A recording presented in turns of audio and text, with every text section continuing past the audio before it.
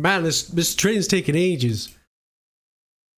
I've been waiting at this train stop for ages, man. When's this gonna arrive? I very precariously stood next to the edge of this. Right on the brink. Right on the brink. It's a little slippy. I'm feeling a little slippy. A little slip and slide. Oh.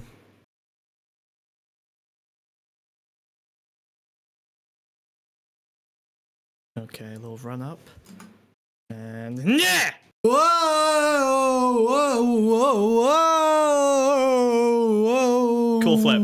Whoa! Whoa! Whoa! Whoa! Whoa! Boom. That looked great in the edit. Nicely done. Thanks, dude. Thanks, dude. This is precarious. This is dangerous. I hope this isn't a moral lesson for later in the show, audience. Yeah, we won't be coming back to this at all. This scenario has no bearing on the topics whatsoever. To the next scene. Woo! Okay. Okay, I'm in. Why are you I'm getting in my chair. Sorry. I'm tiny because I gotta run off and get the TV. I'm sorry. We have a special guest. We have an incredible special guest. It's huge bigly. We're doing great. We have to pull on my What's going on my little here? TV here. Whoa! Jesus Christ. You're a hack. Well, everything that could have gone wrong. Yep, I'm a hack fraud. I'm sorry. It's happened again. Hey, Chad. How's it going, chat? How's it going, chat? What you been up to? How's your weekend been? Question mark? What's going on? Welcome to Pondscum. Did you like the music in the intro? It was a Trackers playlist because I watched a video about Tracker songs because apparently there was like a whole underground scene of pirating music. So it's all copyright free. Let's fucking go, chat. What's going on? Wonderful. Okay. All right. Got Me coming through. You feeling confident? Yeah, I got it. I'm just. Hang on. I'm coming in. I just need to. It's just a lot to. Look, it's heavy. That's not an insult. That's not an insult to you, Taftaj. That's not. I don't mean. You're literally digital. So this. Oh my god! Why have you got this on the face? Turn the color key off of the face. He's such a hack. What do you want from me? Oh. What have I fumbled? What have you done to her face? Oh god! Oh no! She got a ghost face. She's pink! I knew this would be a disaster. Alright, you're gonna have to turn the color key off. I fucking knew it, dude. Turn the color key off. Do you even understand what will happen? This is a catastrophe. But it's OBS. You just turn it off in the item in the scene. No, you don't understand. If I turn off the filter, you will die. I promise you. We will be blasted by chroma key. You're gonna have to pull Taftaj's image in here, I'm afraid. I can do it. Well, I can do it. We nailed it. I knew it could all go perfectly right. Hello, Taftaj. Welcome to the show. Very sorry for messing this all up. Very, very terrible. Very unprofessional. Jim Henson cries. It's okay. You're just little pawn creatures. It's true. Exactly. It's hard to reach the buttons on my keyboard. Technology. It's hard. I don't know how to use anything. Yeah. This is catastrophic. Well, I knew this was going to be a struggle. Wiz, do you wanna pull in the little Discord and try it that way? I'm doing that. You got this, sweetie. Go ahead, should I just pull her off street? I'm just gonna, you got to present. All right. Five. Well, what a horrible nightmare. What a disaster. Perfect. All right, fine. I will come on and I will explain what the hell's going on then. Hello, everyone. Hello, Pond Critters. Hello. We have a very exciting show today that will be completely fixed momentarily as Wiz figures out and fumbles his way. Yeah, I'm good for fumbling. Set up. Yeah. So we have a lovely guest today, Taftaj, who will be on screen momentarily. I'm very, very sure if he's not a hack fraud. Max Headroom smug? Yes, I've achieved Max Headroom. And we'll be talking about the Kanye West song that everyone has watched, right? The very exciting new music video, very transformative material, very exciting, very powerful. Can I say Heil Hitler on? Well, I guess we're gonna find out. The song's called Heil Hitler. That's the name of the new Kanye West song. I'm sure everyone's heard it. I'm sure you freaks have been posting it in Discord and sawing out, and calling for his cancellation. And Taftaj has had some interesting thoughts on it as well. So I thought it'd be nice for us to have a chat and kind of discuss the merits, do a bit of media analysis, maybe look at what the Nazi community's been responding, what the soy community's been responding, and kind of figure out what's been going on. Thank you very much for joining us, Taftaj. Wow, you did that. You did an amazing job. I was stalling for time there, dude. You started the exact moment that what's it called? That you're about to nail it. That you're about to nail it, dude. The exact moment you're about to do an incredible job. Okay. Yeah, you timed that perfectly, dude. So proud of you. Wait, anything is possible in the edit. Anything is possible in the edit. Okay, you cut this 30 seconds. That will flow beautifully. Okay, this YouTube video is gonna be fucking popping. All right, all pop, no slop. It's been, there we go. Incredible. Bam! All right, like there was nothing wrong. Oh my god. Way. This is the point in the video where everything. We'll just cut to this. We'll just cut to this moment. Nice, nice. Do you want to switch sides, actually, Smug? Yeah, go on then. Because I'm more attractive, so you want me in like kind of firmer frame. Yeah, but you take up less of the fish, honestly. Hi, Taftaj. What's going on? Hello. All right. Hello. Not much. Excited to talk about Kanye West. I hear you're a longtime Kanye fan. I've been bumping since college dropout. Actually, to be honest, the worst job I ever worked in my entire life was a hotel job that I got at the start of university. And the only thing that I remember from that time is listening to like College Dropout. I wasn't the age when College Dropout came out because I'd be an old man. But all I remember is listening to it, and it was the only thing that got me through that fucking job. I hated it so much. I would just like listen to College Dropout, and then it'd be like Severance. I'd disassociate, and then come back when College Dropout started playing again. You know, it's the only thing I remember from that job. Your idiots. I know some good songs on that. Yeah. Like I think like Spaceship is on College Dropout. There's a lot of good songs. It's like all about just like having a horrible, shitty, dead end job and like wanting to get out of it. Yeah, that's why I was like, I'm so into Kanye. It's so good, and a lot of his like old music, you feel the sense that he's very much like trying to be kind of like a pillar and an inspiration to the community, and you know, he sort of resents the situations that him and other people are in, but he's like doing his best. I was playing some of his music for my girlfriend the other day, and she was like, what happened to Kanye West that he went from like doing like socially conscious rap to whatever he's doing now? And I think it's a really interesting story. So yeah, would be good to talk about. Yeah, just for my context, I have very, very little background knowledge of Kanye. I might have listened to maybe a few of his like top 10s over the years, but I basically have never like sat down and listened to a full Kanye album and really. I might have listened to him, you know, kind of like post his best work. What is it, Life of Pablo? I think maybe I sat down to listen to that one time. But that's not good. That's bad Kanye. I actually have no context. Well, no, it's not bad Kanye. I think it's good Kanye. I think it's all good Kanye. Yeah. Okay. His magnum opus is like widely considered to be My Beautiful Dark Twisted Fantasy. It's like his big one. Which of course Fantano famously disagrees. Yes, on. yeah. Yeah. Wait, and people still lose their mind about it. He just didn't like it. He didn't like. Oh, okay. Probably, I think it's 808s and Heartbreaks, maybe. Yeah. I really like that one. I really like that one. It's my favorite. Fantano's very very sensitive to Hitler particles. I bet he could smell it coming a mile away. Yeah. Well, yeah, and the whole is like such a hipster. Like, Yeezus, you know, took a lot of inspiration from albums like Paramilitary, right? And so, I think I'm getting that right. And so, or ex-military, do you mean? That's been done before. Oh, ex-military. That's it. Yeah. Thank you. Death Grips. Yeah. I'm so excited to. Sorry, go ahead. No, I was just gonna say, I was a huge Kanye fan for a lot of years. I listened to all the albums. The moment I stepped off the Kanye train was when, was it? What's the religious one called with the blue cover? I can't even remember the name of the album because that's where I was like, I'm off. Is it Jesus Walk? No, yeah, Jesus is King, maybe? What is it? I think it's Jesus is King. Yeah, and I listened to that in a H&M, changing room, because it dropped that exact moment, and I was trying on a pair of trousers, and I was like, I need to stop. I was like halfway up my legs were these trousers. I was like, I gotta listen to this, and I stood in that changing room for 45 minutes, and it was painful, you know. It was a painful 45 minutes. You stood undressed in a changing room. That was your first experience. That's how much of a fan of Kanye I was, that I would stop mid trouser try on. I do feel like few albums can survive that treatment, though. Like, I don't care how good the next Sabrina Carpenter bop is. If I'm half naked in the H&M changing room, I think I'm not going to enjoy that music very much. Well, my flatmate was in the other changing room, and he was listening at the same time.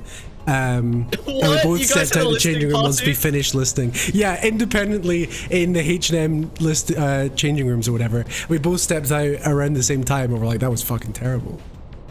It's like an activation sequence. Like, there's just like these sleeper agents all over the country that, you know, the new album drops and the music just starts blaring from your phones. Being like a Kanye fan, it was like that level of hype for like a long time, you know? Okay. I'm so disconnected from this. Like, I'm a music guy, but I was never anywhere near Kanye. Like, never. I was always you know, I'm a straight white dude, so I'm a Kendrick Lamar fan. You know, that's right. My, you know, that's my culture. Okay. But Kanye was Kendrick. Well, yeah, I guess I didn't get into it quick enough for that point. But yeah, okay. So that's interesting because I'm basically coming at Kanye purely from like the culture and politics side. Like, I basically only started paying attention to Kanye when he started going off the rails, and you guys, I guess, you know, kind of started spending less time with him. Yeah, you had to watch his like gradual decline and degeneration into nightmare realm. So what was the So my biggest interest in Kanye started with his association with Fuentes. I'm a huge Fuentes fan in that I think that he is a very powerful psychic warrior. He's very effective. He is one of these people who, yeah, like he is you know, one of these sort of non-grifter conservatives in the sense that he truly does believe he's a great man of history and is trying his best to bring about a nightmare world. And he's quite effective at, like, you know, propaganda. There's a lot to learn from him if you want to be effective at, like, spreading very, very controversial radical messaging online. And so his association with Kanye, I was like, holy fuck, this is Fuentes' moment. Director of communications, like, this is it. Like, this is Kanye, you know, Kanye is kind of giving Fuentes a route towards legitimacy. Kind of, you know, just the idea that he's associated with a sloppy presidential campaign. So that was kind of my entry point. The influence went the other way around, right? Who knew? Yeah. Well, to be fair, I really thought Fuentes was like just kind of jumping onto an insane man's train, but he truly has had way more influence over Kanye's brain than I thought possible. It's very, very interesting. I don't really... What were the first signs that you guys, other than the music, like when it came to the cultural stuff, like, because you guys were following more closely? Well, no, so Kanye does this thing every couple of years. When an album's about to come out, he stops taking his meds, goes a little bit crazy, and then, like, drops the album. And so he's in the headlines. He does something crazy, so he's in the headlines. Like, with The Life of Pablo, he did the music video where Taylor Swift was, like, naked in his bed. He's like, I had sex with Taylor Swift, or whatever the hell. You know? Wait, what? How did he have Taylor? Because he's like, AI I made fucking, the whole line is like, I made that bitch famous. Oh, I see. Because of the fucking, what was it, Grammys or whatever? There was the was it Grammys? Where he was like a okay, interesting. All right. I mean, okay, I will say, I think Kanye is interesting to analyze from like a whole perspective, analyzing his whole discography at once. I think it's interesting because, to me, every album feels like Kanye is trying to find meaning in life and purpose. Okay. And like initially, it's all about sort of escaping Chicago and, you know, the unfortunate financial situations that he's in, and it's about the community around him and helping people, and all of that is very relatable, everyone. At a certain point, I think by the time he gets to My Beautiful Dark Twisted Fantasy, he is famous and he's enjoying the life of fame. He's enjoying all of the lights and the liquor and the drugs, and he gets reflective on the life of Pablo. But I think he finds through that whole experience that it doesn't provide him meaning, and he enters this kind of religion arc. And he gets very into that, but I think what he finds is still that like religion does not ultimately provide him that sense of meaning, and I think he ends up going in like a very sort of nihilistic and dark place. And I think that when you understand his entire oeuvre through this perspective, it becomes really interesting to listen to even his like, his fallen off albums, or like, the albums that he's producing while he has lost that cultural legitimacy and he's lost favor from the mainstream, that's still deeply interesting to me. I think because it is reflective of the depths he's had to go to search for meaning. And so in your little essay, which was really good and I thought was interesting, I found on Twitter. I appreciate it, thank you. about Kanye.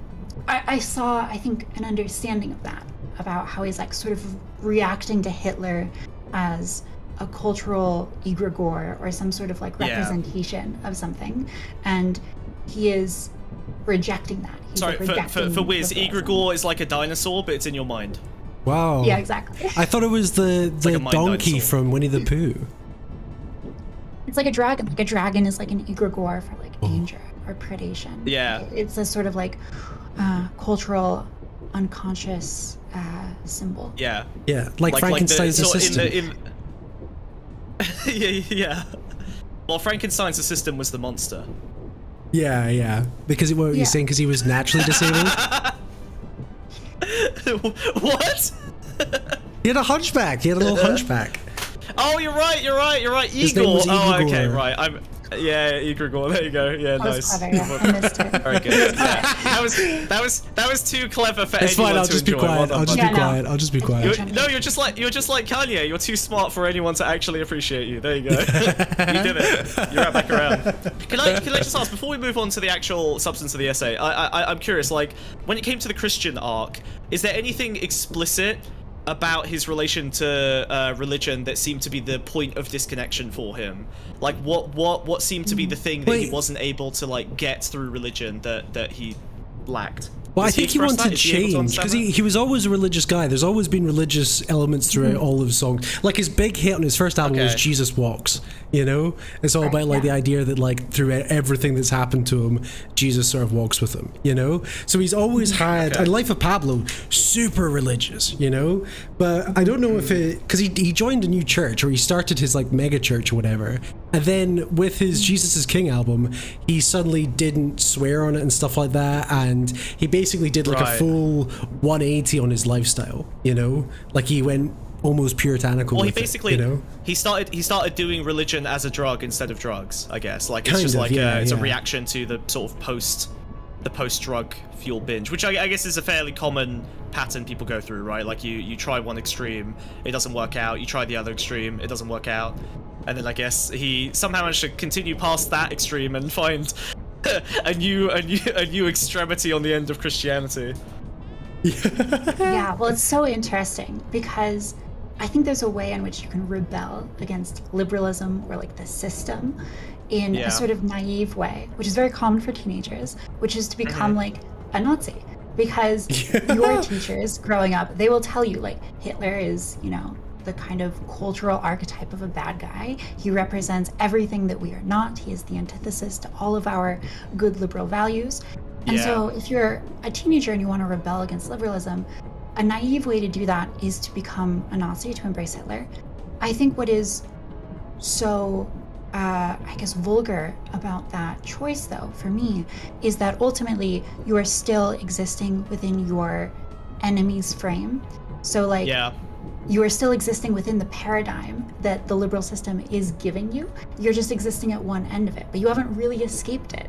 And so I think what is interesting about this Kanye song, which I think you get to in your essay, is that by admitting to, for example, like being into cuckoldry, he is also very explicitly rejecting the sort of strength associated with Nazism. He's rejecting the values that are held up by these fascistic types of people.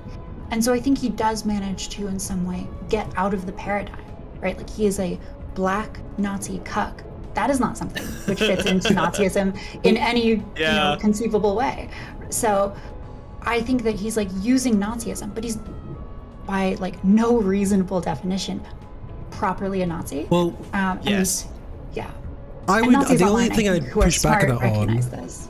I think the only thing I push out back on is the way Kanye is, and I think he's like inherently like quite a visual guy. I think he's only adopted the aesthetics of it and doesn't understand the ideology of it. There's no way he's read a single fucking book on what the fuck the Nazis are. He will only know off the basis of... Well, don't forget how influential Fuentes has been on him. But that's what I was going to say, he'll only know off the basis of Fuentes, and Fuentes will have told him in a way that will already tick his boxes, you know? The way Fuentes has that conversation will be like, yeah, they were really into their fashion, you know? Like, I could just see him doing that. You know, and I wonder if, like, I think it's very disconnected from actual history. Yeah, he's more reacting to a vibe or an aesthetic. Because even like what's called Jesus, if you look at the aesthetics of that album, that's sort of like a very like fascist aesthetic, you know. Yes, no, black skinhead, you know. Yeah.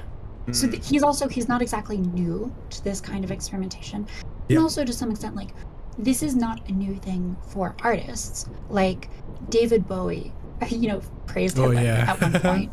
Of course, yeah. And, you know, Marilyn Manson referenced all sorts of, he referenced like the British fascist party. All sorts of artists have gone down this route in trying to reconcile our cultural relationship with Hitler. And I do think that our cultural relationship with Hitler is very deeply related to the culture writ large and our cultural mythos. So I think it's the American foundation myth for liberalism, right? Like, it's almost like a lot of if you get a liberal to like a foundational point in like a conversation, eventually you'll probably reach the point of fundamental lesser evilism. Liberalism keeps fascism away. Liberalism is like the construct that we created in order to, you know, democracy was created in order to prevent fascism. Capitalism is an assimilationist system that provides the multiculturalism needed to prevent the kinds of racism of the, you know, the fascist regimes. So like every foundational truth of liberalism is essentially a means to keep Nazism at bay. Even if liberalism itself causes great damage, it's worth it to keep the, you know, the worst evils out of the chicken coop. Well, think about this. It is fundamentally it's a justification for power and the right to like commit murder. I think there's a real way in which every civilization is founded on some great crime, and the civilization justifies itself in contradiction to that crime and says, you know, we have, you know, Rome was founded on this murder, this fratricide between brothers, and similarly, I think our modern world is founded on this premise that we are reversing the wrongs of history, like colonialism, and we are continually in this perpetual war against fascism. So I think that's very apt. I don't quite understand why the countercultural movement has just become like just fascist, just right wing these days, you know? Or is like super woke scoldy stuff the inverse of that? Because I can't think of any music that's like, you know, I mean, like, you can think of music that's like fuck Trump, but that's always like liberal, you know. That's never like far it's the left wing or equivalent whatever. of Tom McDonald. It's not like very impressive. I think it is. I would blame. I would normally blame, you know, kind of neo-Nazism on liberalism, and, you know, obviously it's formed from its contradictions. But I do think I do think that, well, I mean, we might disagree on that, but I do think the left is at fault in terms of just leaving that entire anti-liberal idea space. Most leftism, I think, basically got mind captured by a lot of like progressive values. That's not to say I'm not, you know, I don't have progressive values, but, you know, identity politics became the primary mode of like exactly. Right? Yeah. Yes. No, yeah. Yeah.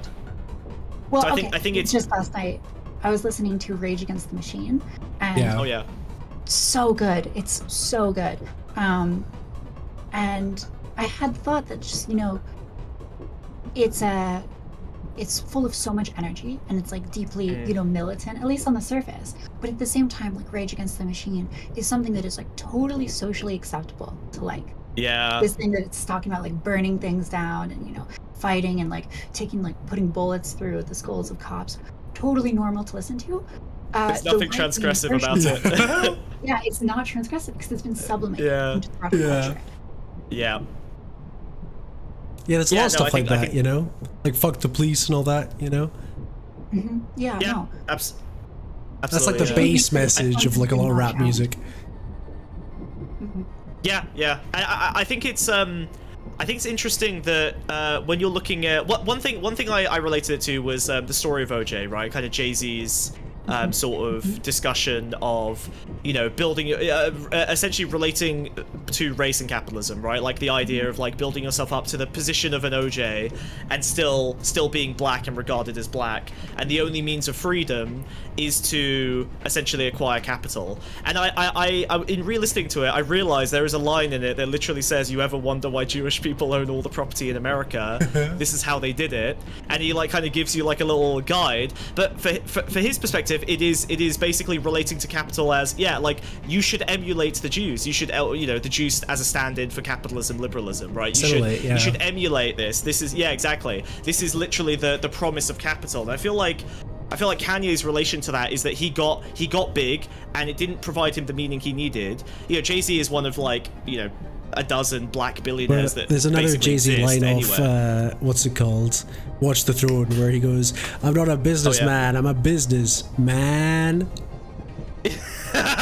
That's so good, actually. That's such a it's such a clear understanding of like him branding himself. And one thing I do appreciate about Kanye is that he is clearly rejecting the sort of like capitalist branding. Like he is fundamentally transgressive. Like he is willing to burn hundreds of billions of dollars to express himself artistically. Yes. And that I cannot fight against. Like I appreciate that he is genuinely transgressive in a way that Jay-Z and 99% of hip-hop and fucking Rage Against the Machine never really has been. Like it has never actually transgressed in the way that he is. It's not just no like one's the taken a David brand Bowie risk as far as he has, right? He's destroyed his entire brand empire, his clothing and fashion business, every business relationship he had in that regard.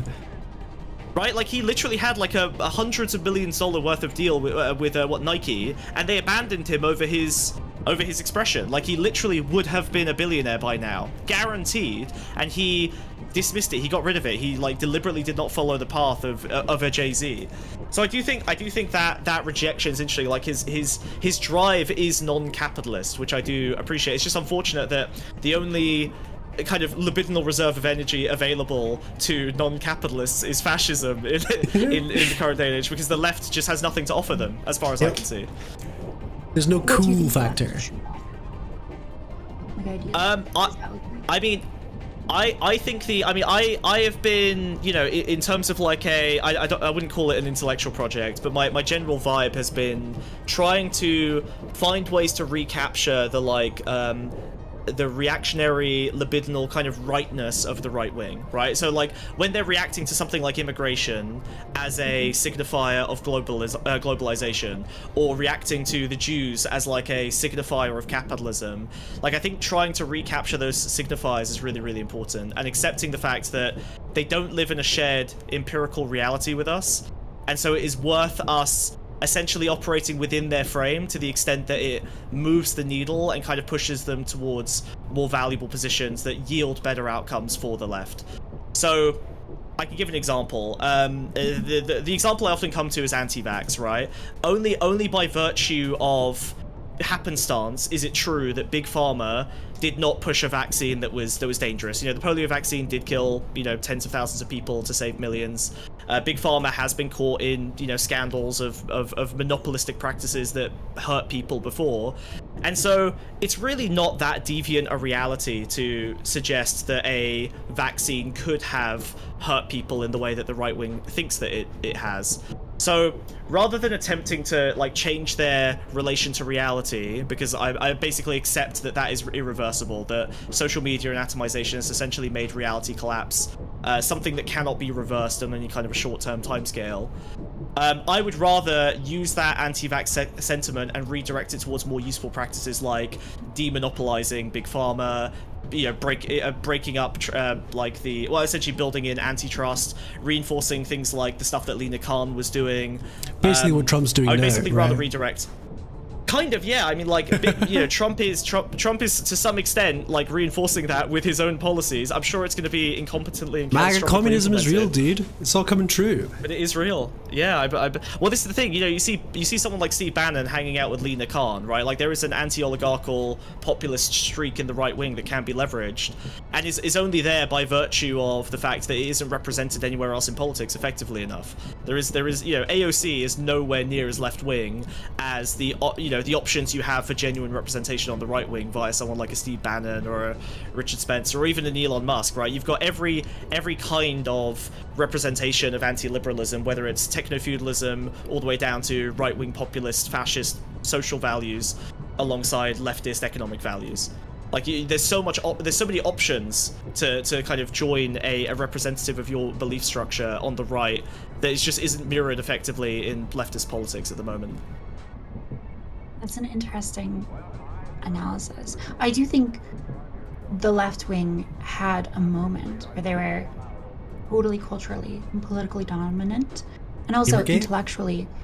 There was a lot of unique or novel ideas, and I'm thinking specifically about anti-racism. So I'm thinking about people like Ta-Nehisi Coates or Robin DiAngelo, who are coming up with genuinely novel and actually quite radical ideas that, we ought to radically, shift our finances to benefit like Black and brown people. Those ideas were very popular and they were ascendant, and I think they were pretty left-wing by any metric. So I do think you still have those ideas on the left. I'm guessing those are just not maybe your ideas, or they don't resonate with you.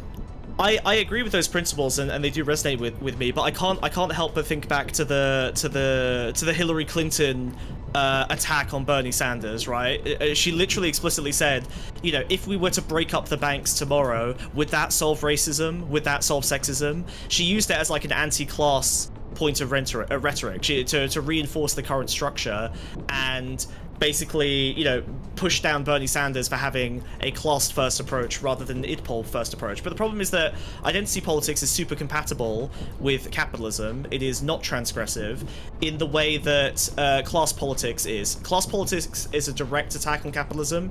You can sublimate identity politics quite easily into a capitalist structure, even considering the kind of generational racial inequality that has led to generational wealth inequality. Like, you can ultimately build a redistributed politics in a capitalist model that will manage most of the worst excesses of the racial divide in America.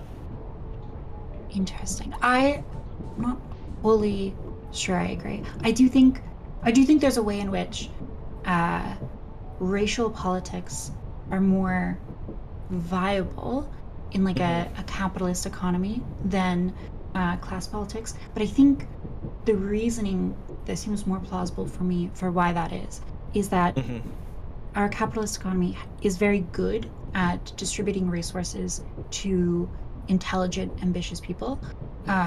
Rather, if you're intelligent and ambitious, it's actually fairly easy to like acquire quite a bit of resources if your values are so aligned. But what that means is that intelligent, ambitious people have not a lot of incentive to fight against the current system. And you compare that to something like racial politics, where even if you gain a lot of wealth as a Black person, you are still at the end of the day Black. And so intelligent, ambitious Black people can still have quite a bit of incentive to advocate for their broader racial identity group. And that cannot be like cleanly sublimated into capitalism. So I think it's maybe even like the reasoning is maybe a little bit inverse of what you're saying, where class politics sort of like are very hard to advocate for because so many of the intelligent, ambitious people who would otherwise be working class in the past, they might have previously headed like a union. Now those people are just brought into upper management and they make tons of money, and so they have fewer incentives to actually advocate for. I think it's also, but it's kind of like rainbow capitalism and stuff like that. Like, sure, yes, there's an incentive to change the system because you will always be Black, you'll always be gay. But as far as we've seen, it's like no one's really doing it. Like, they're just comfortable enough to be able to like live within that system and not have to change it and still benefit from it. When you talk about change the system, what are you referring to specifically? I think like middle class loss aversion is that kind of the vibe. Like, as soon as you accumulate any amount of capital, well, if you don't continue being a radical, you don't keep trying to change the company and like get like more Black businesses running and stuff like that. Well, this is kind of an insane idea, and one that I certainly don't subscribe to, but I think you're brushing up against it. Have you ever heard of the term bio-Leninism? No, what is that? That sounds nightmarish. Really? Okay. Oh god. Okay, that sounds great. Yeah, to be clear, it's not an idea that I think is like broadly true. But no, but importantly, whatever it's going to be, I'm probably going to adopt it immediately based on the name it sounds cool. Sounds great. No, I think you'll hate it. The idea is basically Lenin. What he did with the vanguard proletariat class is that he took people who were not previously in positions of power and who probably couldn't be in positions of power if left to sort of naturally acquire them, and he laid out a framework by which you could take those people and elevate them to quite a high status, and because they could not achieve that status naturally, they would be all the more loyal to the party as a result of it, and all the more desperate to defend the system as it is. So the idea with bio-Leninism is you take people like gay people or trans people or black people who, you know, normally they might be discriminated against, or, you know, they might really struggle to achieve great status within the system. You give them quite a bit of power and you turn them into like the strongest defenders of the regime because they, you know, are so unwilling to give up their status. It's the most affirmative, it's the most powerful affirmative action possible. That's crazy. Literally like the end state of like extremist affirmative action. That's kind of crazy. Well, it's kind of true because you do get like gay and woman bookshops, but you don't get like gay law firms. You know what I mean? There's no gay accountancy. There's no, you know, like, I don't know. That's because they don't have a feminist auditors. Yeah, I need a. But maybe all auditors are feminist, and all like corporate companies are gay. They're already done it, trans and whatnot. Yeah, because so I was looking into this earlier. Lobo homo. If you go to like U.S. Steel, they have factories in like Gary, Indiana, and those factories in Gary, Indiana will proudly boast their DEI initiatives, and they'll have like photos on their website of people holding like trans flags. Right. Gary, Indiana is, I don't know if you know this, it's a far cry from San Francisco or New York, of course, culturally and politically and demographically. And yet these companies still engage in this kind of DEI, you know, liberal nonsense. And I think that is because probably in some fundamental way, our system has incentivized this at the corporate level, even if it doesn't make sense for like individual factories to sort of the local level. Yeah. I would See, attribute I'm completely it to like blackpilled on authoritarian that. Clumsiness, though. I'm blackpilled on that because this is an anecdote, right? Okay, I was the only gay guy in my office, right? And they fired me for some unrelated reason because I got a bunch of other people fired because they were being weird, right? And they fired the only gay guy in the office, which was me, right? And then they still went to Pride the next fucking month, and they had a Pride float, and all my fucking straight co-workers were wearing rainbows and shit in the middle of London Pride. Sounds like they fired you for destroying the productivity of their company by getting a bunch of racists. Well, yes, unrelated to my firing, they still did the Pride parade that I was supposed to be organizing, you know? And I was like, awesome. How do I know any of these people and any of these posters are actually gay, you know? Yeah. They may not be, yeah. That's very funny. But at the same time, like, even those like straight coworkers, they exist under this company regime where like simultaneously the company is totally comfortable with firing you, the gay person, and I don't know, maybe other things. I don't know the drama at your old company, but you know, those straight people are totally unable to make like, you know, a joke about gay people or something, right? You know, the example that I've used before is like, you know, you're not really like allowed to like bust your coworkers' balls about, you know, them being trans in the way that like two trans people in their personal lives might, right? Trans people joke about being trans all the time, and yet it's sort of like impossible within that corporate environment because the corporation is so hypersensitive to offending people, and so you get this very weird dichotomy, this irony in that you got an artificial gay culture. It's totally fine with firing. Yeah. Well, kind of an artificial support. I kind of mentioned this a little bit in the way that the N-word is treated. Like, ultimately, the people who hold power over the N-word are like white progressives, right? Like, they define the cancellations. You know, the black community is obviously a part of that, but for the most part, you will see 10,000 white progressives, you know, doling out punishment on Twitter if someone transgresses in that way. And I think looking at like Shiloh Hendricks as an example, that woman who said the N-word to a little kid and then got $500,000 for it, like, it's clear that the power to, you know, smite or bestow benefit on someone who transgresses is entirely within the white community's hands in either direction. So I wonder if it's a way for corporations to keep control over trans people, gay people who are within the structure by essentially holding authority on what's acceptable in terms of the discourse. Like, you don't get to define how you relate to your own identity within the corporate structure. We own your the gayness. Corporation sets policy.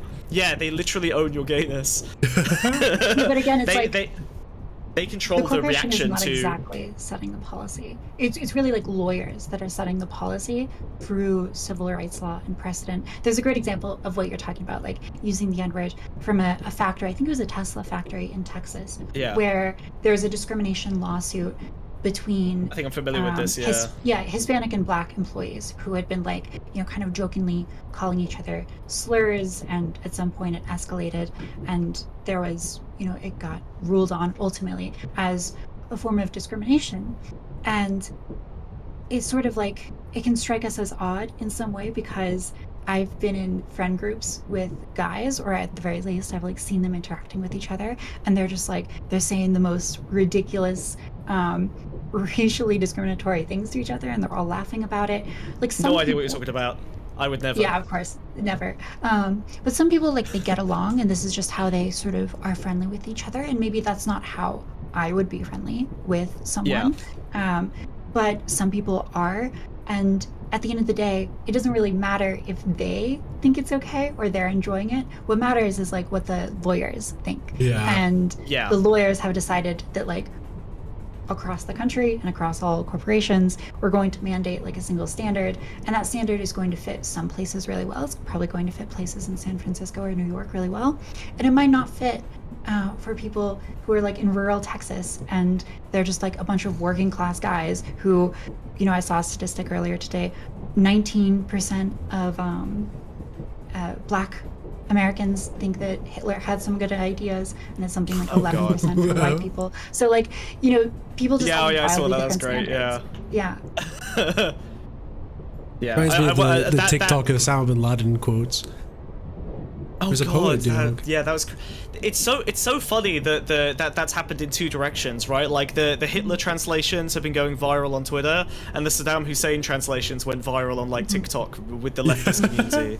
Like, it really it's oh man, it's I don't even have commentary on that. I just think they relate interest. The fact that that's happened in both directions, which I guess just means that it's pure signify, right? It's literally just, I'm anti-liberal in either direction. The anti-liberal leftists are just America bad. I'm pro Hussein, Saddam Hussein now, and the Kanye types and the Nazis are just pro Hitler as a form of I was going to say, do you think the trend towards like the black community and fascism is in any way influenced by their love of anime? This appeals to my anti-Japan sensibilities. I like this. I like this line of inquiry. This is great. Yeah. Are you an anime enjoyer, Taftaj? I am not. I've never managed to get into anime. You got that little Swedish anime as your profile picture. You're lying. That's true. I don't know if I can't say the name. I like cartoons. For some reason, I don't know. When the Japanese approach animation, it like falls apart for me. And I'm blushing. Here's the thing. I do like Studio Ghibli. You like cartoons? Though. I like quite a lot of Studio Ghibli films. I've framed Ghibli as non-anime in my cultural construction of what is unacceptable and what is acceptable media. So Ghibli does not count. Ghibli's fine. It's the only positive cultural product of Japan. Yeah. I've been thinking about it. I don't think I've ever enjoyed an anime since I was a teenager, and I think it is just because of boobs and ass. You know what I mean? Oh, it's such like a teenager genre. That's so I don't true. know. I don't want to get into this too much because I'm sure there's good anime. Like, I'm sure it's out there. But like every time I watch anime, I'm like, these plot lines are just like so awful. Like this is just like it was amazing because it addressed a lot of things I was struggling with as a teenager, you know. There's like sexual awkwardness. I like big boobs. I like big bum. What else? One of the things was this anime. Fighting my friends. Being in high school. Yeah. Every being 2 a minor, minutes, a camera slams into someone's panties. Yeah, that was a big struggle for me growing up as well. Yeah, that was terrible. It happens all the time. Yeah, absolutely devastating. Yeah, no, I think it is interesting that I can't tell if anime has been captured more by... I guess it has been captured more by the right wing than the left wing in terms of like online culture, right? Like I feel like the left tends to be kind of embarrassed by their association with anime, whereas the right seems to like be really gung-ho about it, which I guess makes sense. Like Japan has a lot of like fascistic social structures. Oh yeah, they always like that. Yeah, isn't that interesting? It's all the naked men. I think it's what you were saying earlier. The right is like more tapped into its sort of libidinal side than maybe the left. I think that's true. Yeah. Yeah. There were definitely moments watching Heil Hitler where I was like, because I watched it like probably 20 times in a row while writing the article. I literally just had it on the second monitor, like playing over and over, you know, turning myself into a Nazi gradually. Nice. And there were moments where I was watching it, I was like, there's a real like energy to the guys in the video like singing it as well. They've got this like guttural like kind of snarl, like they're so passionate and expressive in a way. And stuff. Yeah, it's like it's so fucking energetic. I would just love to have seen the casting call, you know? That's what I really want to see. I wondered about that. Well, those guys are the 19% of black people that think Hitler had some good ideas. There they are. They're all on screen. That's all of them. It's all 19 of them. You know, funnily enough, I visited home like a year or two ago, and my mom, she's always dated black men ever since she divorced my father. And so she was dating this one guy. I think he was from Jamaica. She's dated a few guys from Jamaica.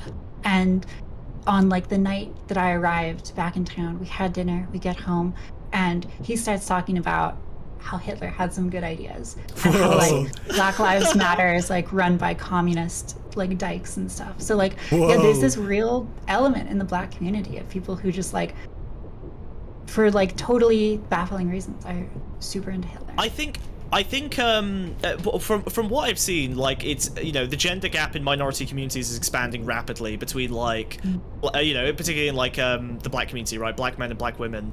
If you know, look at their voting records or you look at their kind of, you know, polling on various issues, like it does seem like black men are getting radicalized in a way that the women are not. And I don't think. Did you see that Dean Withers clip where he gets fucking cancelled by like 20 black women because his show producer went on like a panel to be like, hey, we're not wasting money, and they're all like, you're taking up space for black voices. And he's now been like treble cancelled and had to go on a whole apology tour because he knew somebody that did this to someone in a black community. Yeah. She used the phrase "you people" during the conversation, and that was the line that was worth. Unironically, like "you people," the sort of ironic one that we do as a joke. Like, what do you mean, you people? Everyone does that as a joke. It's ironic. He is unironically cancelled for associating with someone who said "you people" kind of ham-fistedly while, you know, talking about their relation. It's so dumb, especially when the comeback should be like "fat people." I'm sorry? Oh, this is fat phobic. We're gonna have to unpack this. Yeah, you just be like, you people, what you mean? Yeah, you're fat people. You're still like a bad guy, right? You're still a bad guy, you're just not as bad.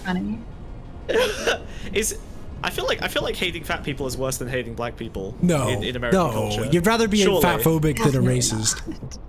They invented Ozempic, dude. Yeah, but being fat transcends race, transcends class, you know, or Americans of all types. I guess now, eventually, soon it will not transcend class. Like, soon Ozempic is gonna... That's what they're talking about when they say, like, what's it called? The mixing pot? Whatever the fuck they call America? Yeah, melting pot. The melting pot? Yeah. Black people are definitely the top of the hierarchy. I don't think there's any other group that is... You could get into as much trouble for being... That's fair enough. Yeah, I think you're right. Yeah, I think I think that's fair. But Taftaj, look at black obesity rates. Coincidence? I think not. No, it's very correlated. It's the It's the fatness. It's the fatness that's the most important part of that, I think. Perhaps. No, I think you're right. I think that it is. I guess I'm trying to understand the way that the black conspiracism kind of relates as a pipeline to Nazism. I think we had a little bit. We even mentioned this it's also confusing how do like black people even get into those groups? Well, that's the thing. Like you think they'd be rebuffed by like years of racism. Yes, and I think that's really important. Like the sort of the primary Nazis, as I call them, the clever Nazis, like Fuentes, like Jake Shields, people who are like quite prominent on Twitter, and when I say clever Nazis, I even have a footnote in the blog that explains that I think Jake Shields is genuinely a very stupid guy, like genuinely an idiot. I was surprised that he kind of clocked onto the value of the Kanye piece, because I've seen him miss opportunities like this in the past. But you know, these prominent Nazis have been very, very welcoming, and I think it's interesting that they are fully willing to bring in the black community. And I wonder if there is I mentioned that anti-liberalism seems to be the primary motivator for some of them. Like, they are genuinely anti-liberal more than they are fascists and Nazis. I wonder if they are also misogynistic more than they are Nazis. Like, they would prefer a coalition of men of many races over a purely white coalition that is genuinely inclusive of white women. Do you know what it reminds me of? I almost wonder if there's a split down those lines. It's like the inverse of, like, you know how the parts of the KKK were dismantled by like black people making friends with KKK members. It's like the inverse now. That's a very nice liberal story, but actually, it was Superman. When I looked into. Yeah, but when I looked into it, it turned out it had basically no impact. Like, one guy spent his whole lifetime doing it. He convinced like 100 people. Well, I just mean like in terms of attempting to do it at all. You know? I see what you mean. Right, I'm not talking right. about success rates here. Okay, you're not talking about like the same way I don't think every single black person is going to become a Nazi. You know?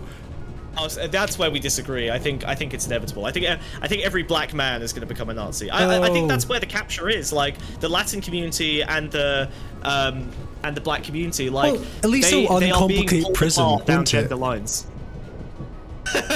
What do you mean? Well, just prison gangs. You know, they'll be able to have one.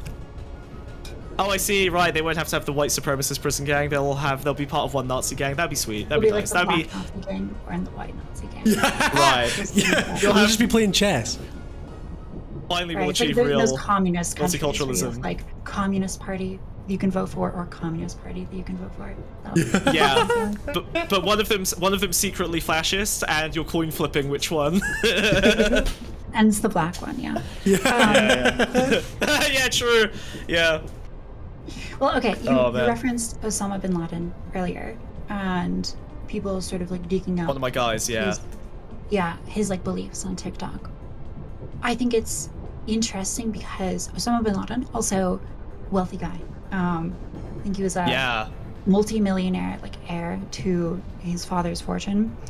Yep. And I think that in liberalism, there's kind of been this assumption, which has been erroneous, proven wrong over and over again, which is as people acquire wealth, they'll sort of like merge into the broader culture, and the broader culture is basically like some sort of like libertarianish, liberal-ish, allowing everyone to do what they want to do and kind of respecting people's autonomy. That seems to just not be the case.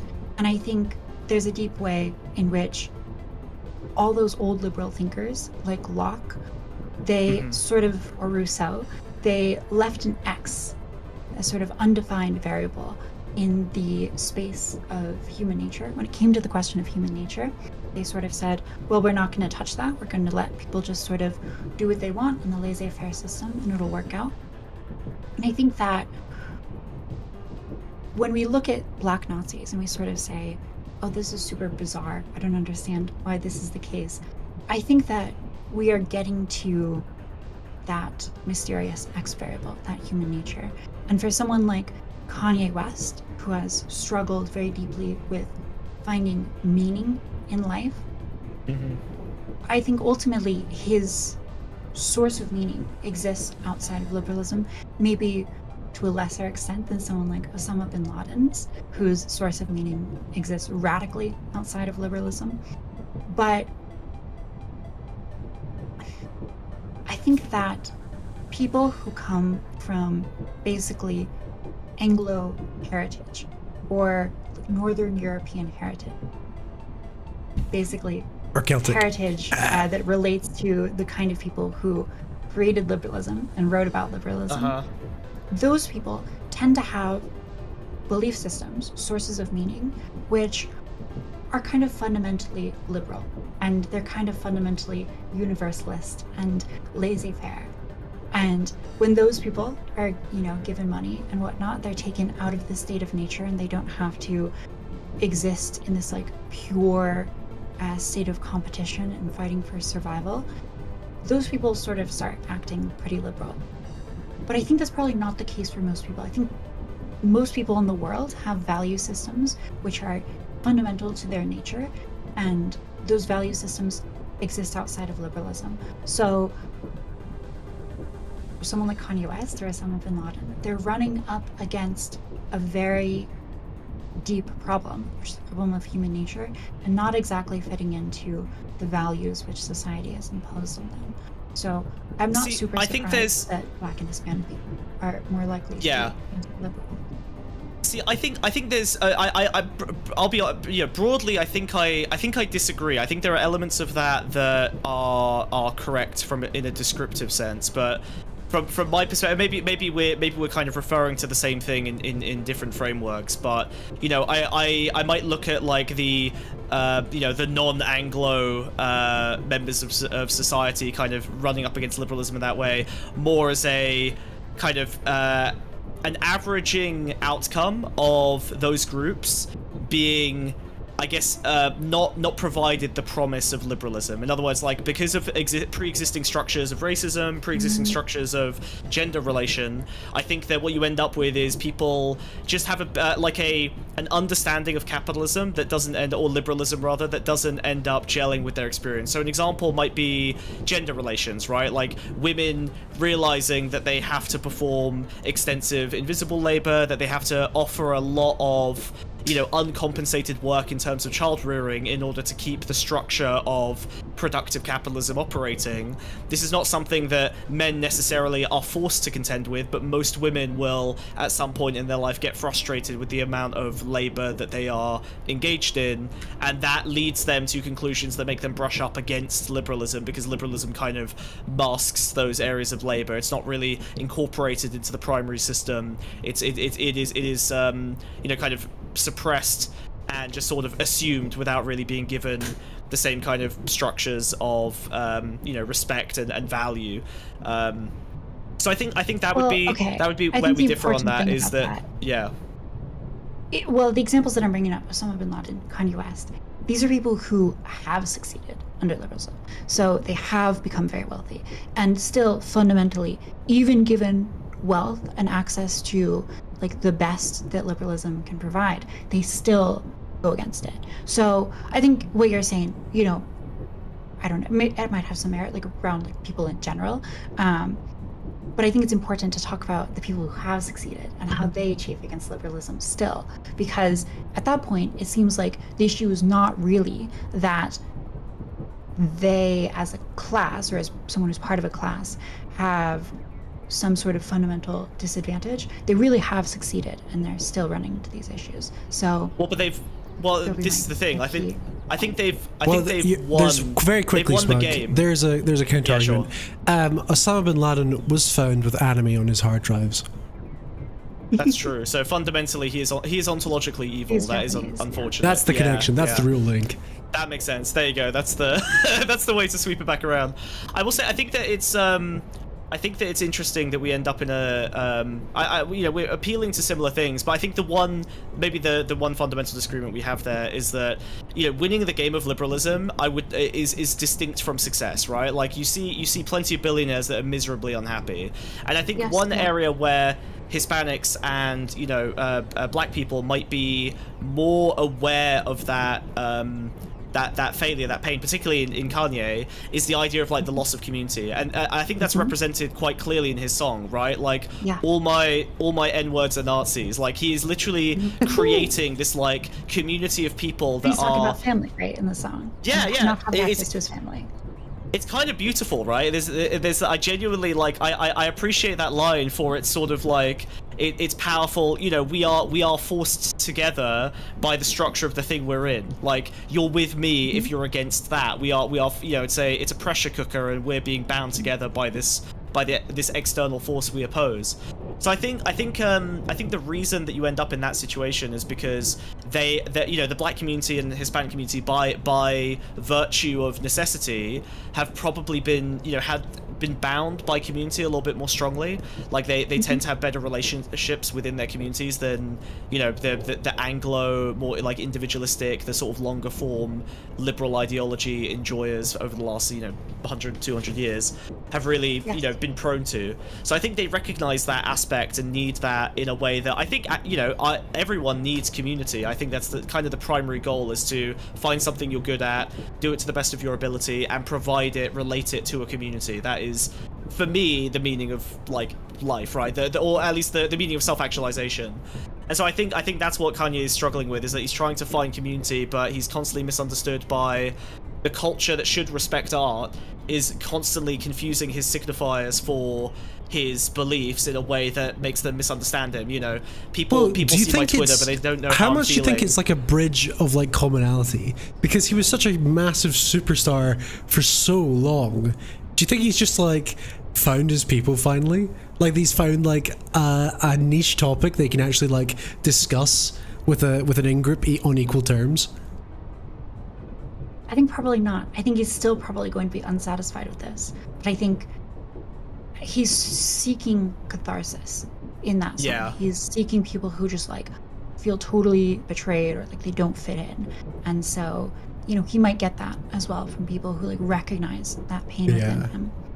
Yeah, there's community, but what's he producing? Oh yeah, sorry. What is he? No, yeah. I mean, that's a good question. What is he producing at the end of the day? To your point about Black and brown communities relying more so on each other, I think that's true, and I think it's true in multiple ways. Both, I think there's an environmental component. So like, if you are poor, and I see this living in Texas, and like, you know, being very close to a lot of people who are Mexican and who do not come from families who have a lot of money, where, you know, if you can't necessarily have the ability, you don't necessarily have the ability to hire like a babysitter for your children.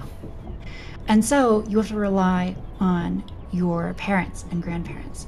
And so that lack of material success forces people to engage with systems which are not fundamentally mediated by capital or wealth. They're mediated by family ties.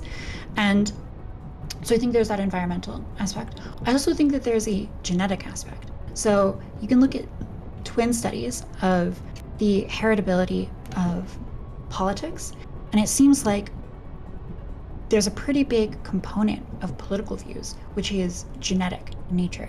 And what's interesting about this component is that it has a greater bearing on people who are more highly educated. So what that means is that if you look at people who have not achieved, you know, college education, their political beliefs are more likely to reflect the political beliefs of the community around them, basically their social environment.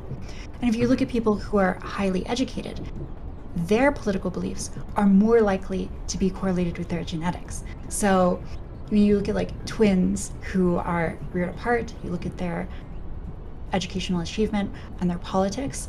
For twins that have achieved a great deal of education, genetics is more predictive of their politics. So they're more likely to have similar politics to each other. That's pretty interesting. And I think what it indicates is that allow people to have the education, or if people are quite intelligent and, you know, they have the sort of sense of freedom from their community, those people tend to discover whatever political views most align with their kind of fundamental values that they get from nature. So Westerners, Americans, they're very weird, and I mean that in like the acronym sense, like they're Western, educated, industrialized, rich, and democratic. Like this is a big problem for social psychologists who are studying grad students, because grad students tend to be really weird, which is really unusual in like the global historical sense. And how they act in different situations is not necessarily going to be representative of how people act in China, Africa, or the Middle East, just because, you know, our culture is so different in so many ways, and our people are so different in so many ways. So, and again, I want to be really like value neutral in this. Like, if you are born with this sort of value, you really value community. That's part of your nature. It's not something that you get from your environment. There's nothing wrong with valuing community. I also don't think there's anything wrong with like really valuing individuality and like wanting to go your own way. To me, those seem like, I guess I'm sort of a moral anti-realist in this. So, but so how did they? Sorry, Smug. Well, hold on. But this genetic thing is a. That's what I'm gonna ask. I do want to say I don't. Okay, all right. So, okay, because I don't buy into this structure. I'd have to really look into the research on this. I need to know how did they measure that it was a genetic thing? Okay, so what they do is they just give a bunch of people tests for all sorts of things, right? So they give them like, you know, height, and IQ, and they also test politics, right? And so they look at twins who they're raised apart, they grew up in different environments, and they say, how similar are these people's politics? And how similar would you expect their politics to be if they had like no genetic connection? And it seems like people who share 100% of their genetics, they share much more politics than two random people. And you can predict all sorts of things based on genetics. You can also predict how people are going to score on IQ tests to an incredible degree. In fact, the distance between twins raised apart who are taking IQ tests is about the same as like two people who are the same person taking an IQ test at different times in their life. The important caveat to this is that it's dependent on the environment. So, but if it's dependent on the environment, doesn't that prove it's like? No, it's okay. I think. Well, I'm going to say something about heritability. So, like, heritability is kind of a confusing statistic. There's a couple of important things here, but yeah, sure. Whether or not you have two arms, one arm or two arm, that is something which has a very low correlation with genetics, which seems a little bit weird to people, right, at first. And it makes sense. It makes sense when you think about it, because even though genetics are what code for humans to develop two arms, most of the variance in the population is explained by environmental factors. Yes, so if you were to take twins raised apart and you were to put one in China and one in Wisconsin, suddenly it's going to seem like genetics plays a pretty small part in their political development. So to be clear here, by saying that genetics have a big impact on politics, it's relative to assuming that the twins, I think these studies they're mostly from like Wisconsin, some sort of like Midwestern state. So ultimately, like the environment between them is not too different. And you're going to get different coefficients on those heritability estimates depending on if you put them in China or something. So to be clear, I don't want to overplay the role of genetics in this. Yeah, there's some really important context here, which I think it's time to add before we get to down the dark road. These studies, I have seen, like, for example, IQ studies that are reflective of this kind of thing. There's a bunch of potential explanations for stuff like this. One is that certain political structures are amenable to certain, like, foundational traits. So, for example, you may be familiar with studies like, conscientiousness, openness, stuff like that, right? Neuroticism in particular it can be a big predictor. And there are structural elements to, like, your neurological makeup that are genetic and will contribute to those. Things like your disgust response, there is a genetic component to that, and disgust also has an association with certain forms of bigotry. There are still issues with, like, twin studies and stuff like that. There are still issues with this kind of thing. Like, for example, structures of, like, IQ measurement do have their flaws, and they are not measuring intelligence. Yeah, there is the Garfield movie was to measure, bad. like, the wide. Well, no, the Garfield movie was great, but this is what I mean, right? We're both highly intelligent, and we have different views on this particular cultural question. That's a problem. But no, I think that it is worth looking at. One angle you can kind of take on this is that the structure of higher education kind of it provides you more exposure to more different kinds of like political ideas, and you kind of get to pass through more systems. And so it is on, and again, these are averages. This is really important. Like these are heritability is based on like population level effect. So it's not descriptive of like a exactly, it's not an individual level.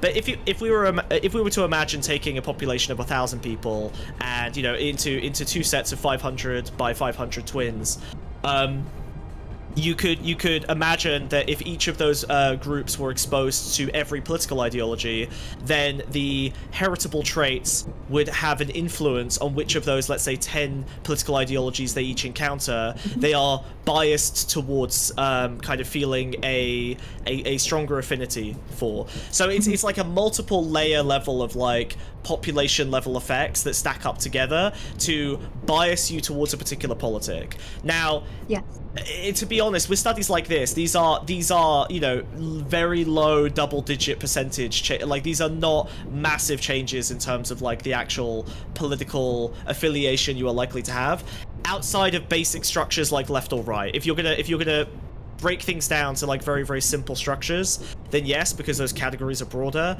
But if you start getting into the specificity of like, are you, if you're doing it on a political compass, that's one thing, but those are broad categories that aren't reflective of the average person's fairly idiosyncratic politics as well. So I want to be clear, there are limitations to these studies based in the way that they categorize like studies politics. Is like they're such a rare percentage of the population in general, it's hard to have them be widely applicable. Yes. All twins are fascist, I think, is probably quite, yeah, maybe there's some reason why twins are like more correlated. They come out. They had to fight. They had to fight for limited space in the womb, so they come out territorial. But they were always triplets, and they always ate the third child.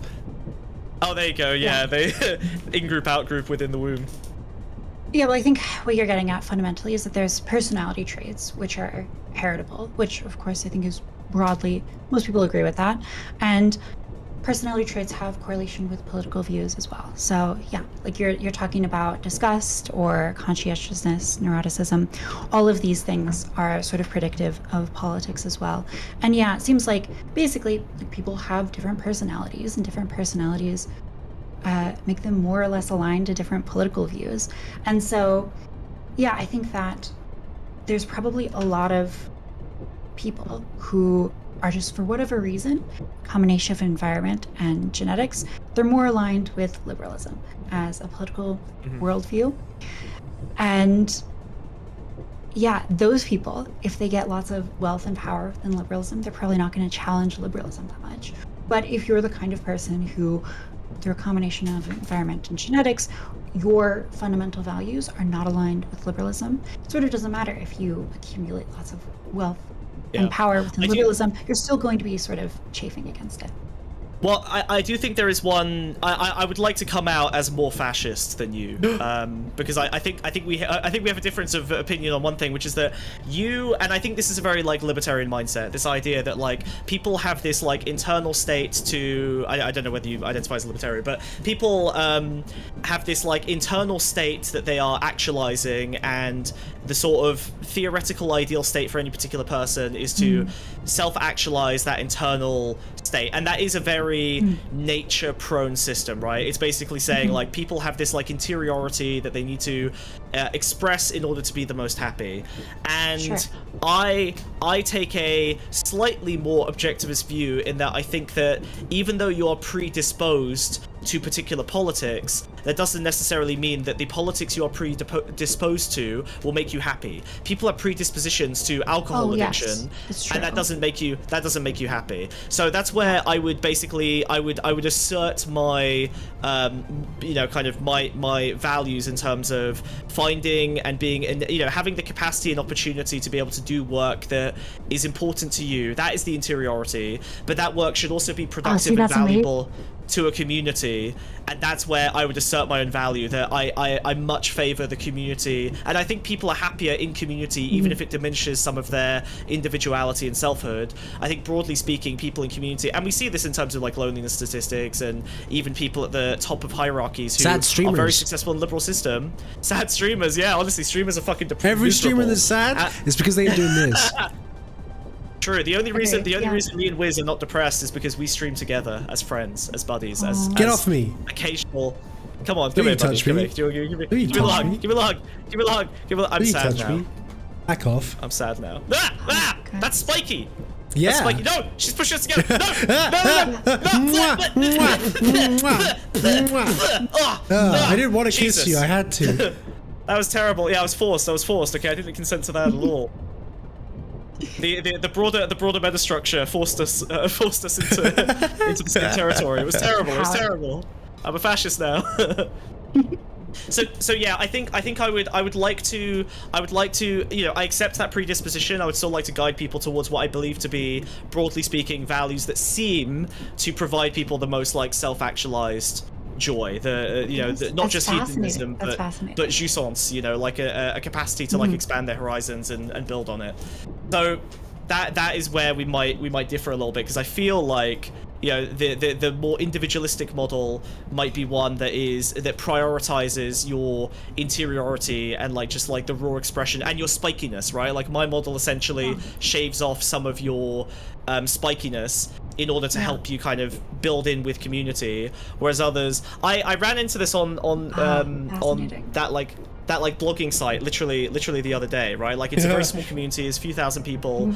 I made a post that hit #1 on that blogging site, and a single person who moderates that entire website basically like knocked my post off of the sort of front page because it was quite hostile and rude to other bloggers. I was being mean. I was like being combative and rude and hostile, and that was a sense of me expressing myself in terms of my writing and being very, very true to myself, and then being basically suppressed within a community in order to make the broader space less hostile. And that happened to me, and I feel like 5 years ago I would have had the reaction of, how fucking dare you change my speech? How fucking dare you kind of rein me in and make me acquiescent to like a positive space. And today it happened, and I was like, the guy emailed me afterwards, and he was basically, I was immediately like, yeah, no, that's because you got a little community though. Yeah. Basically, like it's your individualism can express itself in various ways, but I think that it's probably best expressed in maybe more intimate, private relationships than like the community you associate with. The community. I forced you to be a real boy, even though you're a little snail. That's true. Yeah, you made me cute against my will. I used to be a Chad. I used to have such Jesus. a wrong thing. Sorry. Yeah, there you go. I used to be a rugged individualist. Okay. I used to be powerful, Chad-like, bold. I had a strong frame, and look, I've been woobified. I've been completely stripped of my power. Tragic. And your quality, apparently. What's going on? Shake yourself about it, dude. Yeah, that's Give your yourself fault. A little shake. It's like an etch a sketch. There you go. There you go. That's better. That feels better. Whoa. There you go. Done. Nice. Yeah. Yeah, well, I mean, I think this is probably something that I inherit somewhat from being trans, but I very much value sort of personal. She's appealing to identity. We're fucked, bro. We're doing. I am. Yeah, this is definitely say the gay thing. As a frog. Wiz, say the gay thing again. Yeah, say as a gay thing. Yeah. Oh, thank you. X-based incel. For £1. I'm so sorry, your blog post got knocked off. Well, maybe as a take the experience as a consolation. But I think one of the reasons why I sort of chafe against traditionalist communities or belief systems is fundamentally, for me, if the community does not align with some of my core values, like the ability for me to express myself how I want to express myself, I would prefer to reject that community than reject that element of myself. And I think that there are some elements freely associate, perhaps. Freely associate with them. Yeah, I'm on board with that. There's some elements of myself which I think are sort of incidental to my nature. So like whether or not I'm walking north, right? And maybe I'm walking north because I'm going to the kitchen, and I'm going to the kitchen to get food. Like all of these things are sort of incidental, but what is like core to my nature is the desire to survive, right? And so I think that I walk down the steps of things that I'm doing, and eventually I get to the thing which is, you know, fundamental to who I am and to my values. And I could be sort of, you know, if the community requires me to like walk south or something, maybe I can do that. It doesn't matter. But I'm not really willing to compromise on certain core values. And so I do think that the idea of structuring some sort of system, or, you know, you're talking about community, structuring some sort of community or broader culture around forcing me to like sublimate some of my core values, I think is totally like horrific to me, and something that I could never like get on board with fundamentally. That said, I think the distinction between your core values and flexible values is useful, though. I think that's fair. Like that it's like the flexible space is essentially your capacity for engaging with various communities, and your core values are like the thing that excludes you from a community for it to not. And I think I operate the same way. I think that's fair enough. I think a lot of people, well, obviously not to the same extent, but like there's micro examples of that. Like if you join any sort of like political Discord community in your early days, in like your early 20s, and they're all like, have you read this? And you're like, I haven't read the fucking rulebook or whatever the fuck this server is, you know? Tempted. Right. But a lot of people fall into the trap of just going along with it and being like, no, but I'll read it right away, you know? They just bend over for what the zeitgeist of that group is. Yeah. Totally. I think, well, yeah, I think I do like to enter a space and have it act on me to like to figure out, because I guess I don't trust structured rule sets. I don't trust codes of conduct. I don't trust rules. I don't really believe that those are real, right? Very similar in that regard, and that's why we became friends. Yeah. Like we both fucking with things. Yeah, we basically push our face against something and see if it hurts. You know what I mean? Like it's just it's very much touch the hot stove system of you know, understanding a particular space.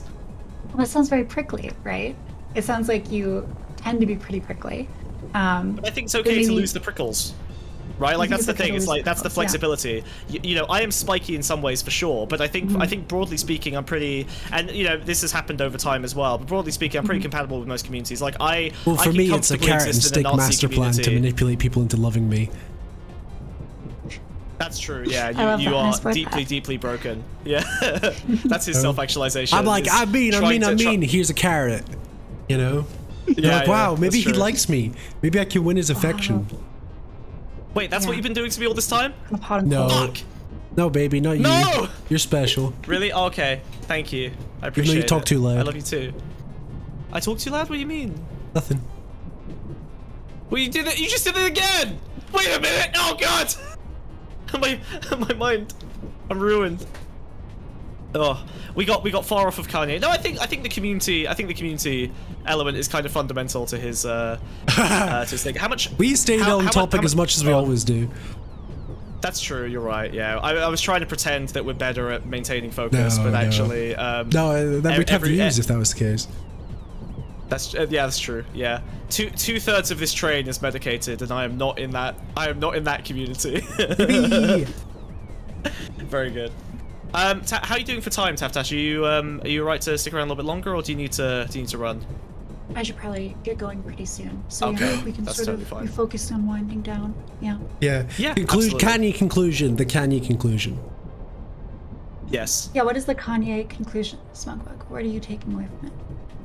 I think it's very useful to me. First of all, I do think that this will successfully pipeline a large number of black men into the Nazi movement. I think that the incompatibility of first of all, I think that I do think that fascism isn't inherently racist in the sense that it requires a racial hierarchy in the power accumulation phase so with such certainty that it isn't happy to facilitate that beyond you know, up until the power execution phase. In other words, I think that there are fascism it requires fuel, right? Like you need to constantly fuel it with new sources of things to suppress and destroy and conflict with and react to. And I think that there are enough sources of that before you have to get to the black community or the Hispanic community. You can get that from woke, you can get that from women, you can get that from all different other kinds of groups that you can suppress and intimidate and build a kind of supremacist framework over before needing to resolve the internal contradiction. And ultimately, the contradictions of fascism always tend to lend to it destroying itself over time. So I don't think that this is a novel system. You know, we've had less racist frameworks like Francoism, where or you know, we've had or even the Italian forms of fascism. Like, they weren't as ethnocentric as, you know, classical Nazism, right? There are different forms of fascism, and I think that a modern one is not necessarily going to perfectly reflect Nazism, even if it uses all the signifiers of Nazism. So yeah, I do think it is. I think fascism, the modern fascism, will probably be built more around misogyny and chauvinism in the long run as the gender gap increases. Because I think women tend to be less susceptible to being co-opted by that rhetoric for a bunch of reasons. Not least of which they have a direct biological tie to reality that makes it a little bit harder to pull away from you know, structures of consensus reality and fall deeply into holes of esoteric nonsense like Nazism. It's not to say they have That's none. so wild. That's so I feel like history points to the opposite. Women tend to be like quite zealous. And okay, I don't know if you're following this, but like there's been quite a lot of discourse about mysticism and esotericism as a pipeline for women. We've done that quite a few times. We love that shit. Yeah, we've covered it. Yeah. Okay, yeah. So I feel like how does that match with what you're saying? It's a really good point. So I think the fundamental difference is that when women engage in mysticism, it tends to be quite attuned to their like personal physical realities, whereas I think men find it easier to get caught up in raw structures of or raw technostructure, absent their sort of selfhood and physical presence. So a great example of this is video games. Men right? are autism and women are ADHD. Is that what you're going for? No, I'm not going. Shut up, idiot. Maybe a little. No, definitely not. I think that. So the male like kind of mind share, or a lot of it is about like leaving reality, right? Like men are just it's have Apollonian. It's reaching towards something. Yeah. Beyond. Yes. It's starseed. I think men are more have more, and this is always averages, right? But men have more of a natural capacity because they don't have a biological cycle, because they don't have a kind of a social pressure on them that exerts itself the second they start to develop in certain ways. Like there are lots of things that women experience growing up that I think they don't necessarily, that isn't reflected in the male experience, and so you end up with that gender gap increasing over time. Where, you know, female esoteric mysticism can absolutely be fascist and be co-opted, and I also agree that women can definitely end up being very zealous members of a community. But I do think that as like a population level, as like an average, a lower quantity of those women will end up in those pipelines in the same way men are, and it's because men just have less of a firm connection to reality based in their personhood by default than women do. So it's just easier for them to fall into otakuism, video games, online structures of politics, Crypto. and basically disassociate entirely from their body and from reality in a way that women find it harder to. That's fascinating. That's a very, it's an interesting perspective.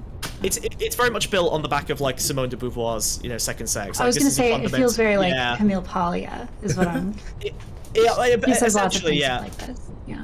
I think there's value in that perspective, right? Like there are just fundamental, you know, you appeal to nature pretty strongly in terms of its impact on people. I think that what, you know, there is more difference between a man and a woman than a black person and a white person. You know, like the intra-group differences are much different to the intergroup differences. So I think that has to bear out even in your framework, given that you appeal to people's natural tendencies towards particular things, right? Men and women are going to differ neurologically in a bunch of ways that will, you know, change their relation to politics, even beyond those biological connections. So I think this rests quite comfortably in your worldview. I guess, I obviously agree that women and men are different. I do think that I could see women switching. We gotta chat. We gotta cancel her. We gotta shut it down. Sorry, go ahead.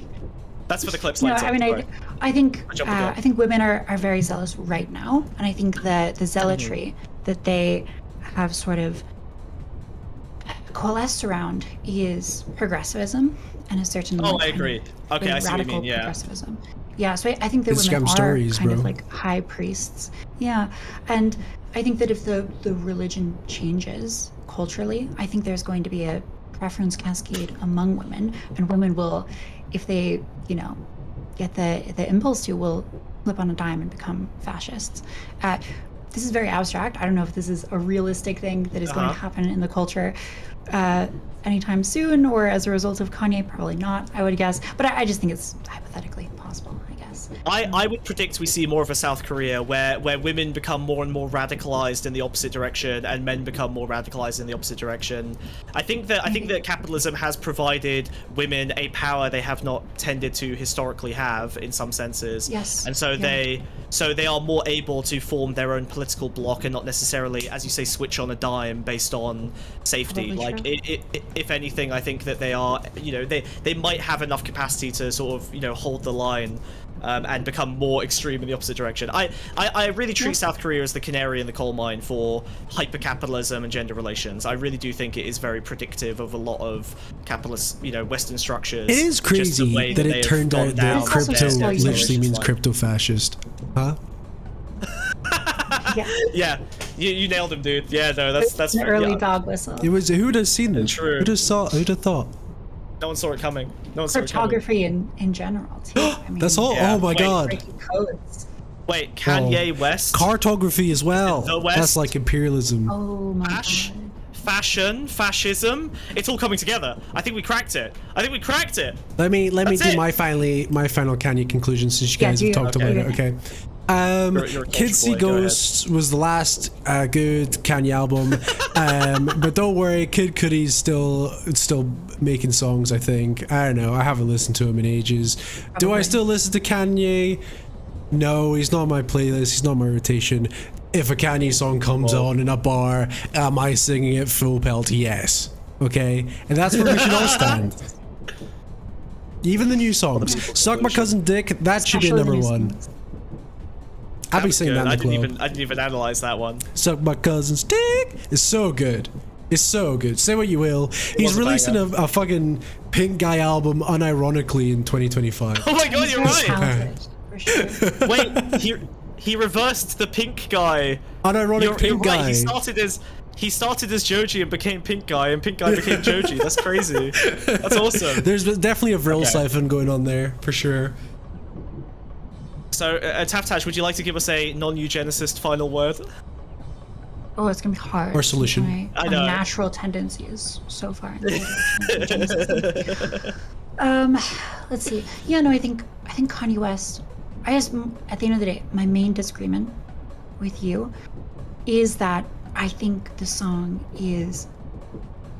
doesn't fit into a fascist paradigm in any meaningful way, and I think, in the way that I alluded to earlier, I said that a naive way to rebel against liberalism is to become a Nazi.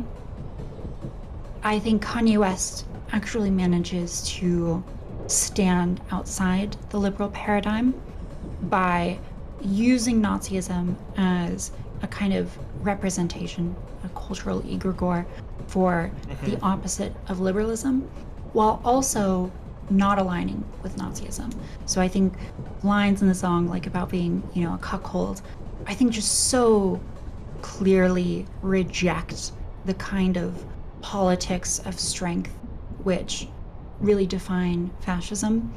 And so, maybe to the extent that this song makes people Nazis, it probably makes them like a really bizarre form of Nazi that like Hitler would hate, and any of like the current Nazis would be like they would not recognize it. So yeah, I think it works as a artistic project because it is like fundamentally not fascist, and so I guess I think it's cool for that reason, and I think people like Jake Shields are living up to their retardation in embracing the mythos. So I I totally agree with you. I just think that the fascists will incorporate it anyway. They will attempt to co-opt they might it be as like best as possible. so dumb that they just yeah, do they'll it have anyways. ringtones and shit, you know? Yeah. There'll be ringtone. I mean, I've already seen the Adolf Hitler edits with it over it, so they're already whitening the. What, the suck my cousin's dick? Oh no, the other one. Your average fascist has got to be just like so stupid. I think this is really true when you look at like white Nazis and stuff, where it's just like it's the people who are like just so disgusting, and you know they haven't. Like, you can say ugly. anything. You can say ugly. You know, I think they are ugly, like spiritually and physically. You look at these people, you know, like posting themselves, like heiling Hitler to the song, and it's just like, I don't think they like understand the song. I don't really think they understand much. No, of course but not. I think it's representative of like the state of, you know, neo-Nazism. That the only people it makes no sense to me why you'd heil Hitler before sucking your cousin's dick. It doesn't make any sense. Exactly. It's like a fundamental first step, obviously. Yeah. I didn't heil Hitler before sucking my cousin's dick, so I think that's you're right. where you went I wrong. think that scans with my experience. Yeah. Amazing. I think we solved it. Thank you so much, Taftaj. Really appreciate having you on the show. This was a lovely chat. Your stop's coming up on the train because we're on a train in this scene. Oh my god. See you later. Oh, your stop. Yeah, get off. Bye. Goodbye. Bye. Oh wait, I didn't ram into. Oh god damn it! Fuck! That's fine. I forgot. Whatever. I'll find another. Bye. Thanks for coming on, Taftaj. Bye. Thank you very much.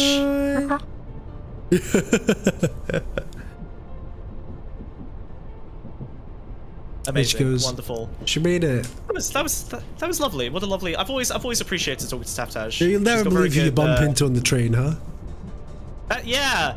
Well, speaking of bumping onto the train, here's our next guest, Kanye West. Yo! Have you got it up on camera? Oh my gosh. Yes. Kanye. No, shit. The train's leaving. He's on the. No, he's stuck on the. He's stuck on the. Kanye. No, I see it. Kanye. Come on. Get the next one. We'll get off the next station. I said, bro. Yeah, we'll get off. He can't hear us. We will get off at the next. Meet us on the net. I don't think he's. Do you know what the problem is? I said Kanye. He didn't actually respond to Kanye. I should have said yay. I dead named him. I fucked up. I fucked up there. Yeah, it's all right. It's fine. It's fine. It's fine. Oh man, fuck! That would have got so many more. It was your fault. You booked Taftaj before Kanye. That made no sense. We really should have led with.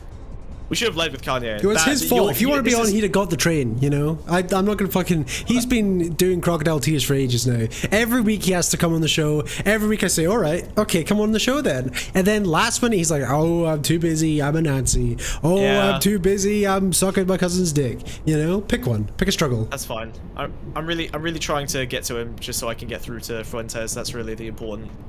That's true. It's actually can be Drake. Yeah. It's actually Drake in blackface. Yeah, we double booked because we always double book. We always have too many guests. That's our problem. Yeah, just in case.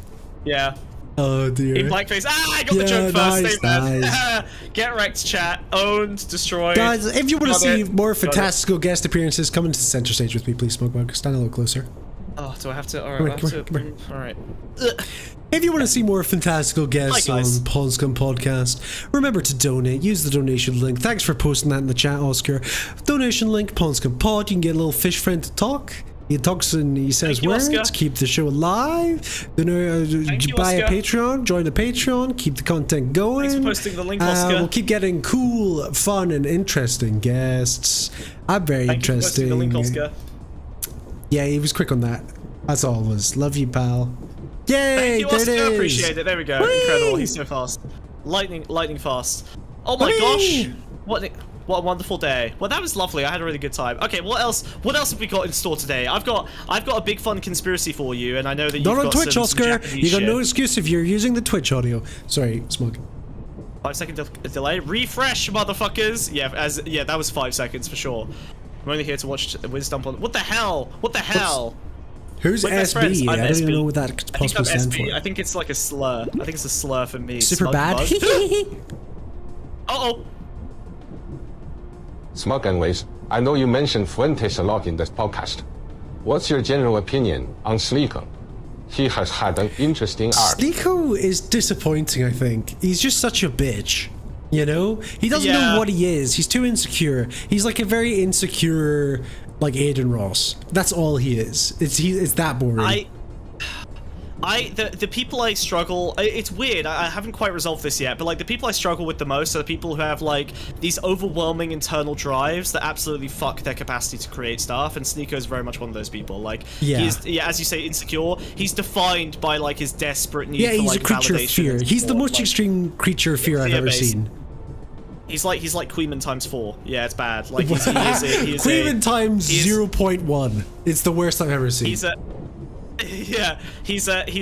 adrenaline cortisol-soaked rag. Yeah, that's the problem. And I'm talking about Sneeko, obviously not Queeman. I love Queeman. Queeman's my best friend. It's just the idea that like he's like a regretful cuckold is the most embarrassing shit on the planet Earth. I just wish he'd owned that. Like, imagine if Sneeko owned that like Kanye. He'd be 5 years ahead of the fucking zeitgeist. That would have been crazy. Did. Like for a while he kind of did, you know? Yeah, he used to be better, but he's bad. That's the vibe. That's the not your Quigger. I'm sorry. I'm sorry. Quigger's taking L's. Yeah. Oh, okay, right. Oh god, I'm a little bit torn. I kind of want to look at the. I'm interested in the Japanese thing. Do you wanna crack that one open? Because I've got a little bit more. I need to percolate a little bit on conspiracies. There's some crazy shit going on in Japan that we want to kind of unpack. Hence why we're on the train.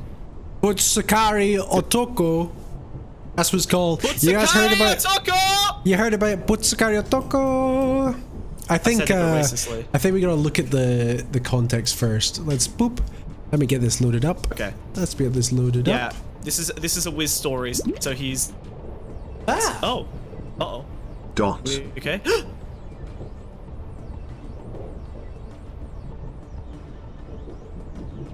Uh-oh.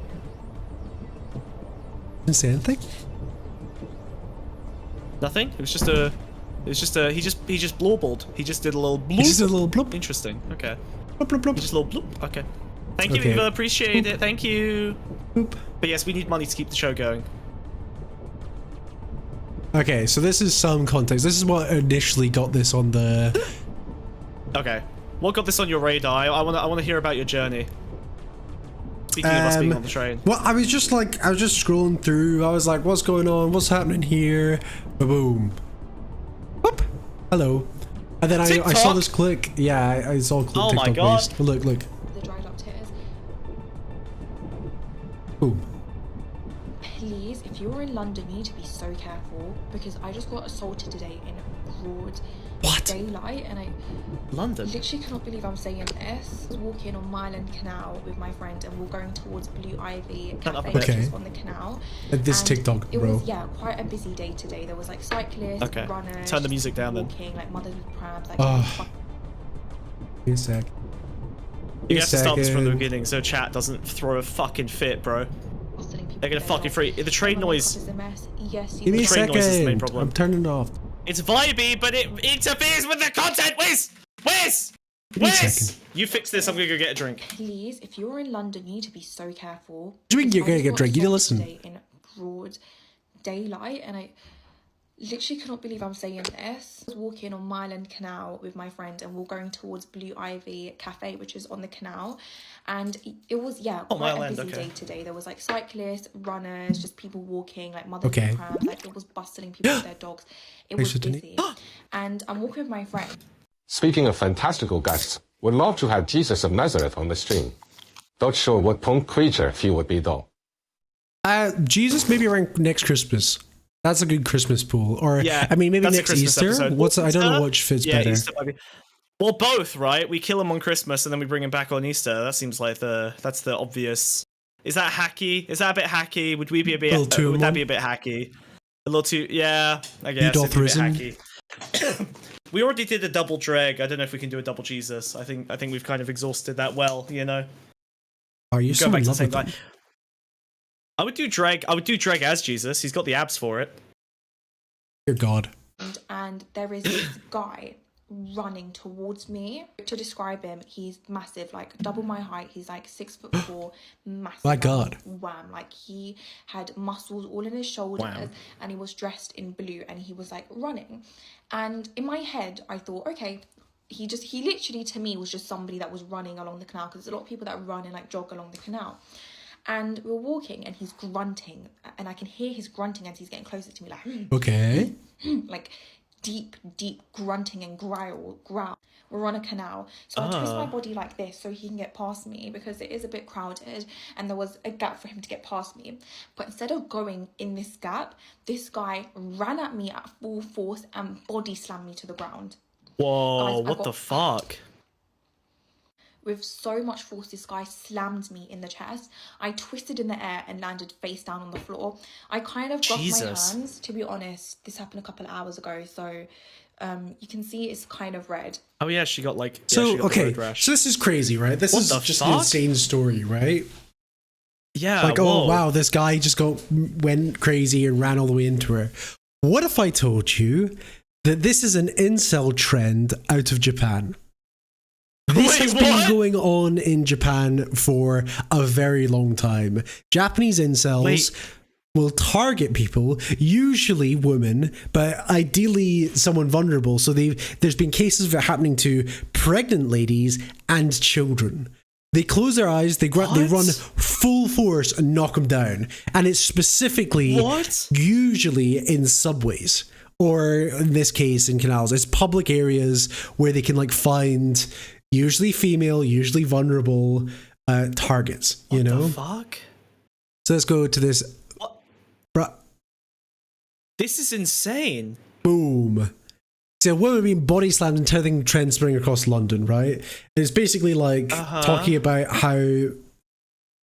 Oh my God. Christ. Shut up, Metro. Yeah, get ad cucked, bitch. That's speaking of getting body slammed, bodied by Metro. Yeah, he got bodied on the Metro. I heard a grunt of satisfaction come from him and stuff like that, right? But yeah, it's basically what's it called? It's Butsukari Otoko. Thanks for the advert. Jesus Christ. Thanks to their huge ad. The whole page is turning green to mock me. Yeah, it basically translates it's close to... again. I know, right? It translates to bumping man, basically.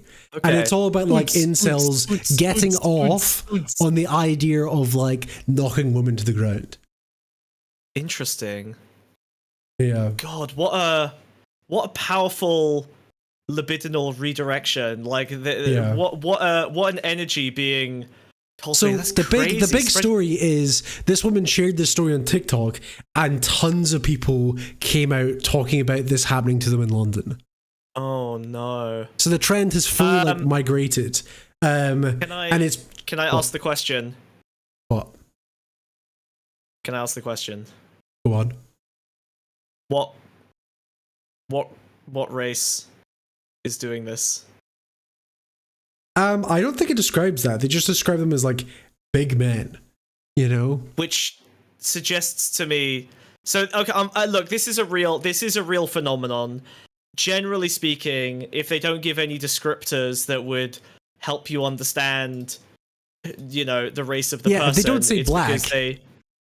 That's the thing. They would often confirm they're not black if they weren't black, but they don't want to say they're black. Okay, so like this is a unfortunate. Look, I'm sorry, it's true. Okay, I'm sorry. This is a liberal pastime. Okay, this is a real phenomenon that does happen. Just in terms of the expression of the details of a crime, we cannot deny that this is a real phenomenon that does occur, and no one can deny that this is a thing that happens in the description of crimes. 6'4", muscular, big. I don't know. Some of the descriptors that she's using there, I feel like she's maybe signaling in a way that's safe in order to sort of. Well, here's the thing as well. There's also a couple approached her afterwards, revealing the attacker had knocked an elderly man down.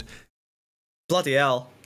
Right. I'm not saying. I want to be clear. I'm not saying that black people are more prone to this. It's just that in the sort of the gender conversation we were having earlier, right? Like, this is a man problem, not a race problem. But I do wonder. Not calling someone white is a slur now. It's not! What are you smoking? This is real! I'm sorry, motherfuckers! Sorry, chat! Yes, I know I'm not as woke as you would like me to be, but let's be honest. You're done with the racial profiling. It's real! I wasn't profiling, I'm just saying that when they would happily say they're white if they were white, because that comes with a little bit of... That is not the interesting part of the story. The story is the fact that it's migrated over, because it is the exact same phenomenon that was happening in Japan. It's migrants. Did you see that, chat? He said it was migrants. No, I know the trend has migrated over. Here is an article from the Japanese Times. Okay, I'm sorry. And it's basically reporting on this trend has been going on for ages. This article's from, but it's like for past few months, social media has been a buzz with more serious cases of intentional and assaults by men in station precincts, such as in such cases victims are often women while the attackers are usually middle-aged men. Okay. And apparently they happen so frequently they acquired the nickname Butsuya Otaku. Because it's Japan. This is like, incels are now middle-aged. Like the Japanese incel generation. I guess otakus have been around for like 20 years now, so I guess they've reached a point of they've gone from I guess there's this phasing of like you recede from society for a certain period, and personally I worry that sort of pulling back from society is almost like a fucking charge attack, like they start, this libidinal energy just gets stored up until you end up like expressing it, and if there's a whole demographic of people like the otakus is what I mean by demographic. If there's a whole demographic of people who are all receding at the same time, then I feel like there is this like potential for this, cascading backlash in frustration at the fact that they've been so like socially agonizingly alienated. I don't know where you live in London where you think it would be black people carrying out these attacks. I never said that I thought it was a black person. I meant non-white. I just meant non-white, right? Yes, like in America, the trend that I'm talking why about is... Why did you name them shame? Say he was South Asian. That's what you want to say, right? Because it would be more accurate for me to say that in America, this lib-coded thing that I'm referring to... I know, I'm just saying it's a phenomenon in America, and I wonder if that this is why I don't come with stories, because you go on these racist tirades that are not about what the article's about. I have found a genuinely interesting trend, and you're like, I'm sorry, you're right. Notice how they don't say black person. I'm sorry. No, chat. Why does the chat if you notice they don't say black person? I'm sorry. Okay, listen, I'm not a noticer. I'm sorry. I'll stop. I'm sorry. That's the most interesting thing for the story. The article didn't say black guy. It's not the most interesting thing. It was just an interesting thing. What do you want from me? Jesus. Okay, don't get that mad. Bloody hell, I hit the poll. That's what I want. Fucking hell. Oh, my fucking engagement back. I'm putting the fucking music back on. That's what you deserve. He's mad, chat. He got angry, chat. He got mad. But yeah, so basically please continue explaining. These attacks are filmed and recorded and uploaded online. And they're like circulated. God, they filmed them. Yeah, well, it's what other people do and they're shared, You know what this reminds me of? What? I'm not about to be racist. Sharking! Are you familiar with that trend? No. So this was another trend. This was more prominent like maybe between 5 and 10 years ago. There was a Japanese trend of men running around and basically girls who were wearing dresses that were like tube dresses, men would run around filming and they would like yank the dress all the way down off of them, right? It was literally like pantsing them, but for like an entire dress. The reason this is different is because it's not just women that are the target, it's anyone in whose society that's vulnerable. It doesn't discriminate. It's not like it is gender based in the way that like the gender is weaker, but it is targeted at both old people and children as well. It's a power thing. It's purely a power thing. And it's stuff like disabled people as well. If they see a disabled person, they do like the typical attacker keeps his mouth shut while bumping into you, and there's been reports of them saying you're in the way or move aside, Disabled people as well. Okay, so because my first instinct would be like it's an anti-community versus community thing, right? Elderly people, children, women, they tend to have like more community around them, but disabled people that doesn't really apply to. So I guess you're right. It's just like a raw, frustrated power expression. Yeah. Of vulnerable people. Very weird. God, fucking hell. So it's got two Japan's names. So clapped, it's got man. bumping man and bumping middle-aged man. Yeah. I find There's it two so odd that different- it's a middle. Is it a humiliation honor thing? Is it like they're losing status and so they're reasserting that status physically? Is that the vibe? I don't know. It's really hard to gauge, right? Yeah. So obviously it's a more hierarchical society, right? And middle-aged men are quite high status, or at least in the traditional structure. But you know, more and more women have been disengaging from the sort of traditional hierarchy of Japan, going into work, and there's like this a bit like South Korea, I guess, not quite as extreme, but yeah. Sorry, go ahead. According to media articles and social media posts, report victims are often pregnant women. And including victims who are described as, the translation is, individual who is pushing a stroller. Oh my fucking god. Right? Why? These are like the targets, you know? This is so weird. Do we have a... They're also, like, a recurring topic is people that are inconvenience faced by those who use wheelchairs. Yeah. You know? But yeah, it is like it's been a whole trend, and it's like, and what's crazy is we're starting to see it move into the West, basically. So it's starting in London, and it's being called the exact same term. You know, they're still referring to it as like bumping man. Pigs do this bumping thing for status. Yeah, it feels like such an animalistic like status move. I guess here's what I really want to see. I hope I don't know if you found this, but I would really love to look at the source of like where this rhetoric is coming from. Like, is this like a school shooter thing where like people hear about it in the media and then replicate it, or are there channels that like promote it like an Andrew Tate style thing? So the whole thing is like they fuck. go and they'll attack like multiple victims in one. So they'll keep Jesus. What, the angry face is so interesting. Wow. Wait, is the angry face? So this is critical? footage. This is actually old footage. I think this footage is from like 2018. That's just like how long it's been going on for. And they just like they basically will like go out of their way to weave into the path of like women and stuff. They just don't stop. They just barge straight through. Doesn't happen to men. So they do not strange. target men. Well, is that because they would start a fight? It's Japan. No, it wouldn't result in a fight. You know. I stopped this.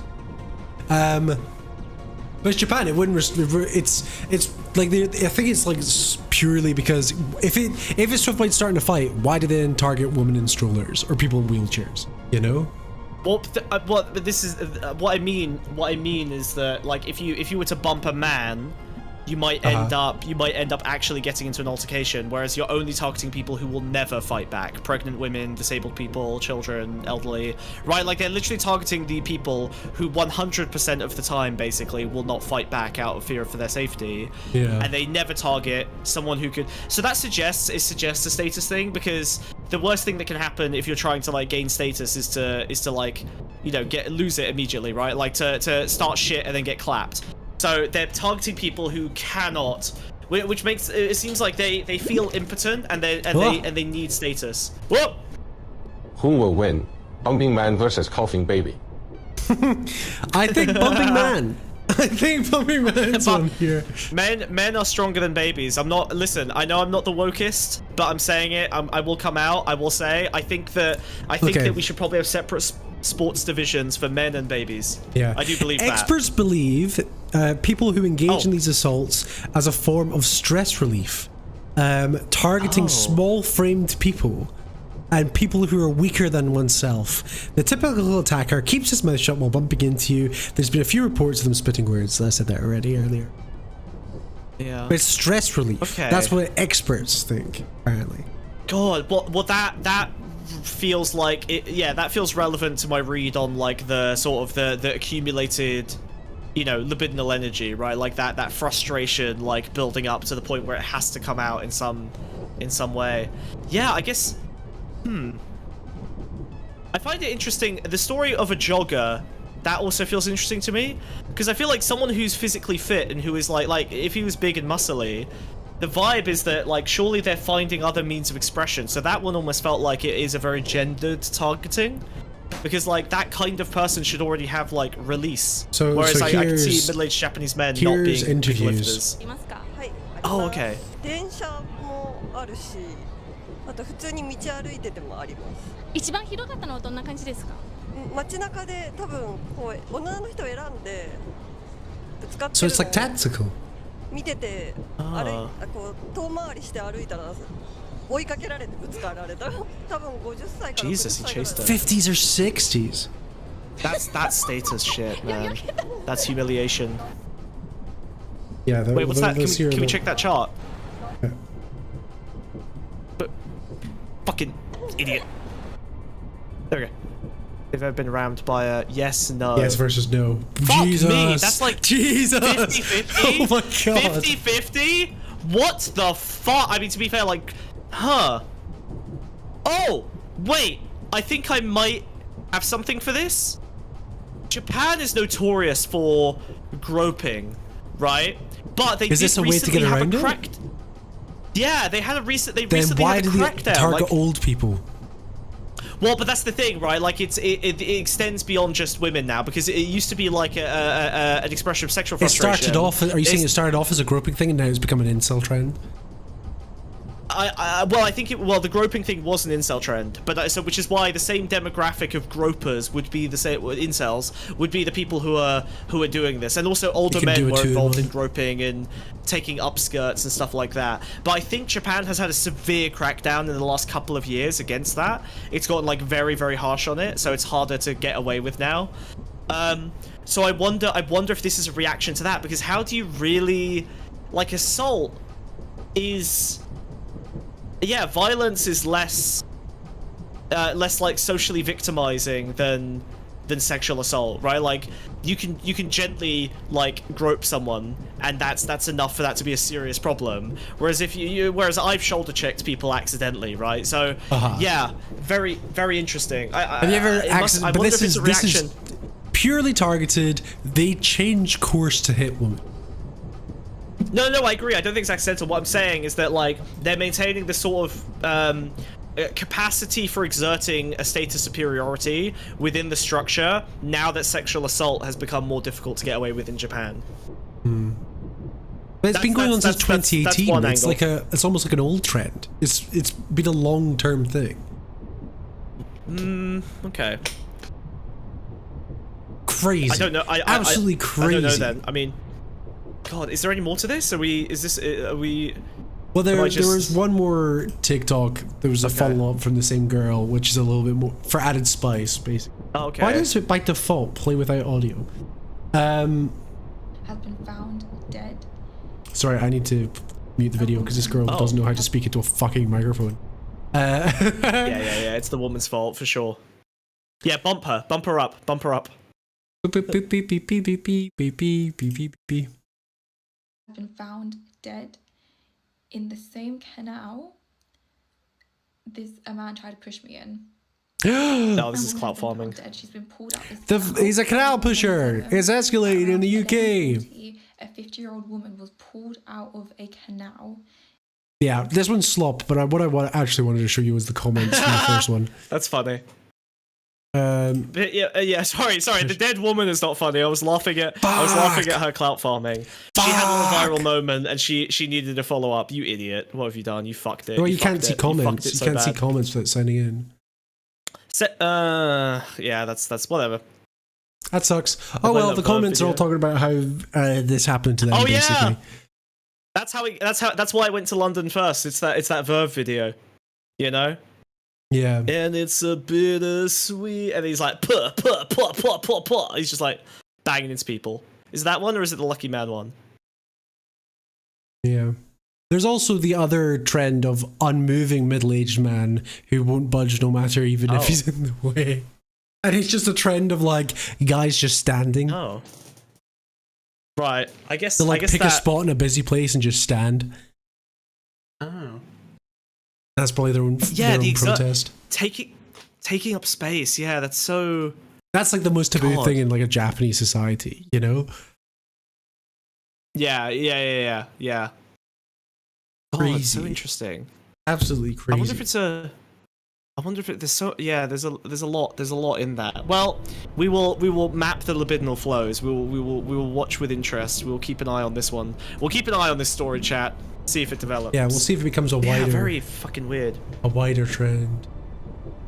It's so clear to me that the solution for a lot of these things is to sort of resolve the thing that's turning people into people that seek ways to enact cruelty on other people, because you will never stop every way that people can interact with each other nightmarishly. Like an authoritarian structure of like making this a bannable thing, like it's so obvious that they will find another means to be difficult and disruptive, and you just, unless you want to exclude them from society entirely, you just cannot really solve the problems without resolving the Here's a quote from a guy in Japan talking about it.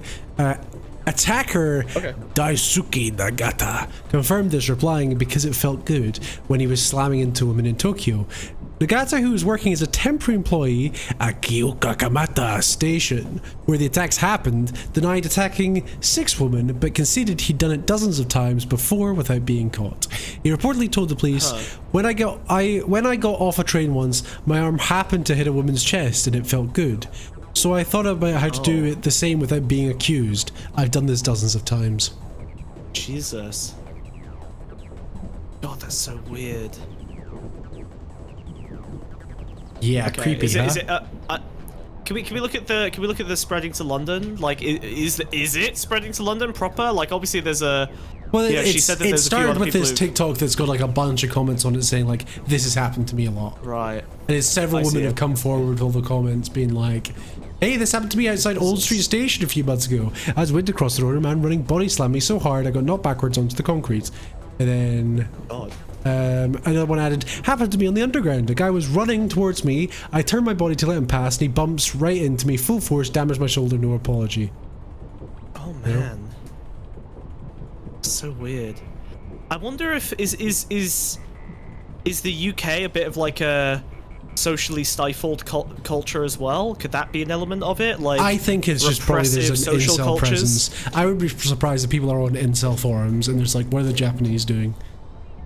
Maybe it's the anime incel. It'd be really funny if I did this in person, you know? Oh fuck, the Japanese are doing this? It'd be really fucking funny if I did that down Mile End. Yeah. Very odd. You know?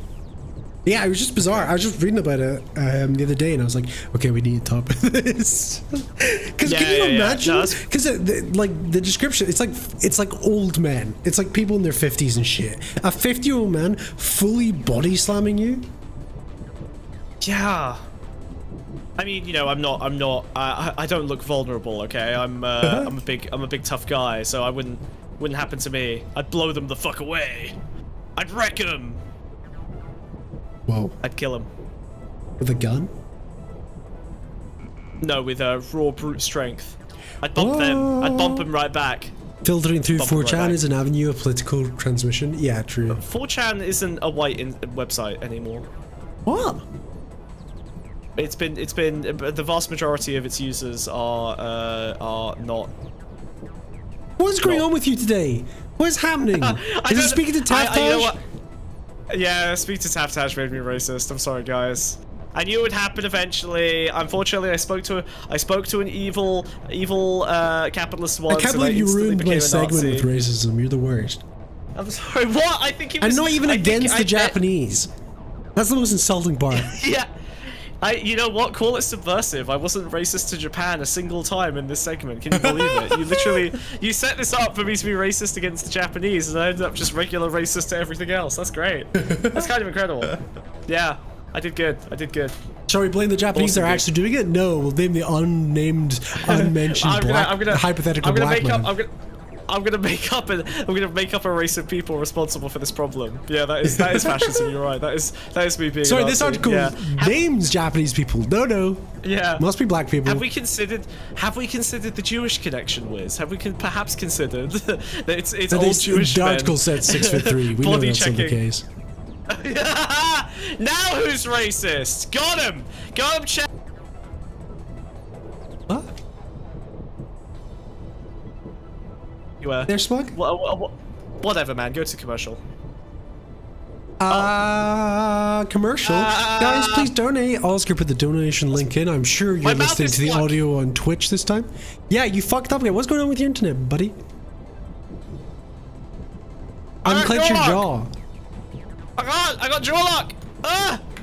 Wait. Thanks, Oscar. I need to go get medical attention. They say you should get off the train to get the. I'll be right back. Fuck. Jesus Christ. What's happening with him, dude? His mouth got stuck. He's got sticky mouth syndrome from all the dick sucking. How's it going, chat? Chat, please donate to keep the stream running. We live off your donations. We appreciate it. We love you. We keep the Pondscum going. If you want to see more segments about the Japanese and their crazy hijinks against women and the disabled. Okay. You can't even slide up nicely. No, sorry. I feel better now. Unbelievable. I just rammed my head against the pole. What are you working on, sweetie? Oh, is it my turn to present? Oh my gosh. Yeah, but I need to go to the have a fun toilet. story I'm just for you going to guys. go to the toilet. Give me a second. That's fine. I'll do a little bit of setup and I'll vamp. I'll talk to chat. Hello, chat. How you doing? Does the fishy have anything to say to me? Perhaps the fishy has things to say to me? Perhaps? I love Japan. Japan good. That's a shame. Alright, chat, now is your moment to get angry about me being racist all day.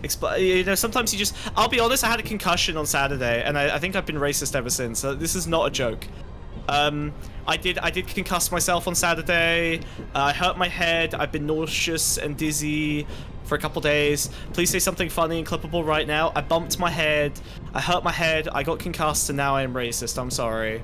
I'm very sorry. Don't roll your eyes at me, fucker, okay? Concussions are real, and if there's anything we've learned from the NFL is that they can make you racist, okay? It is very reasonable for me to say that bumping my noggin made me racist. That's fine. Go the way, Henry. Fuck you. The intro of Smug performing the bumping man at all times scared. There you go. You got it. You figured it out. Yeah, we didn't really have an intro for Taftaj, so we were just like, fuck it. We'll do the Japanese one. So, yeah, that'll be the intro to this segment. A little fun, little short segment. Little fun, short time. Explain how you bumped your head, Smug. I was putting away the shopping. I left the cupboard open. I shot up at 330 kilometers an hour, and I slammed the fulcrum of my skull into the bottom corner of an open cupboard door. It knocked me on my ass. I hit it so hard. I have a big bump on my head. I am the bumping man, and I bumped my own head. And the next day, I was like, "Ow, that really hurts." And then I stood up stoically, and I was like, if I have to prepare for war, I have to accept that this is the kind of pain that will occur to me, and I'm going to continue to put the shopping away no matter how much pain I'm in.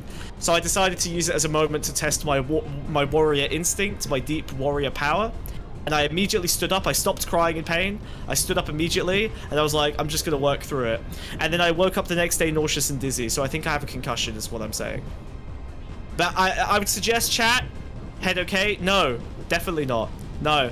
But yes, I would suggest, if you are ever experiencing pain, use it as an opportunity to prepare for the apocalypse. That's all I can say. Call it stoicism. Call it, I don't know what. Every time I get hurt now, I'm just like, you know, in the anarchist collapse of society, I will probably get shot and have to keep going for a little bit.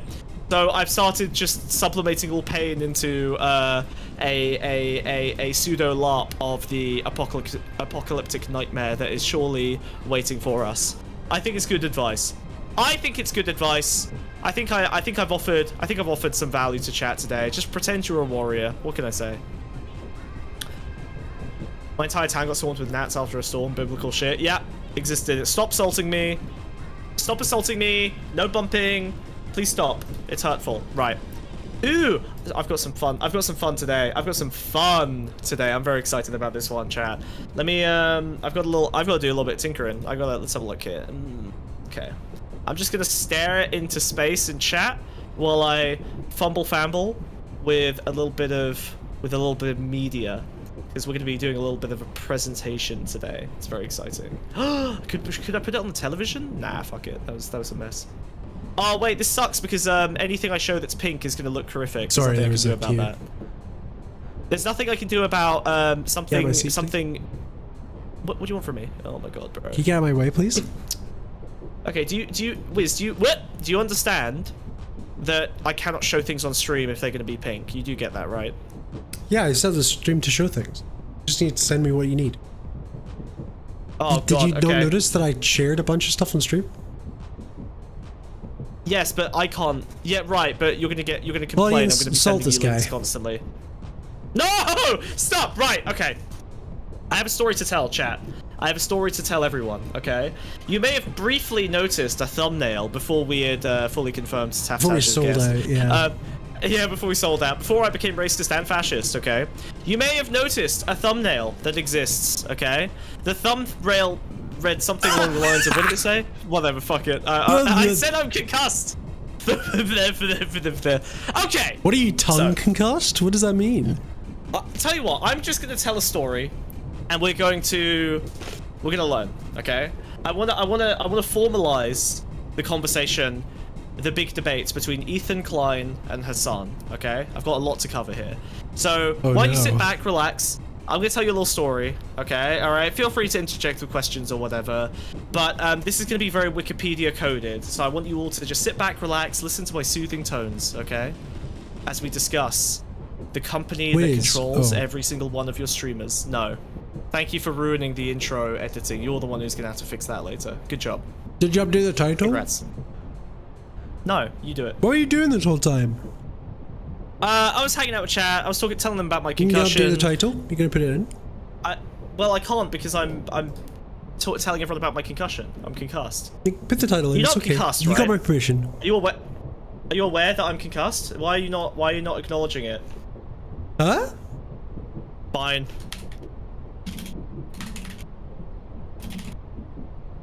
I think the title is Hasan and Ethan work for the same guy. Nice. Okay. Or you can just copy paste it in the announcements, but sure. Yeah, whatever. I'm stupid. Alright. We begin.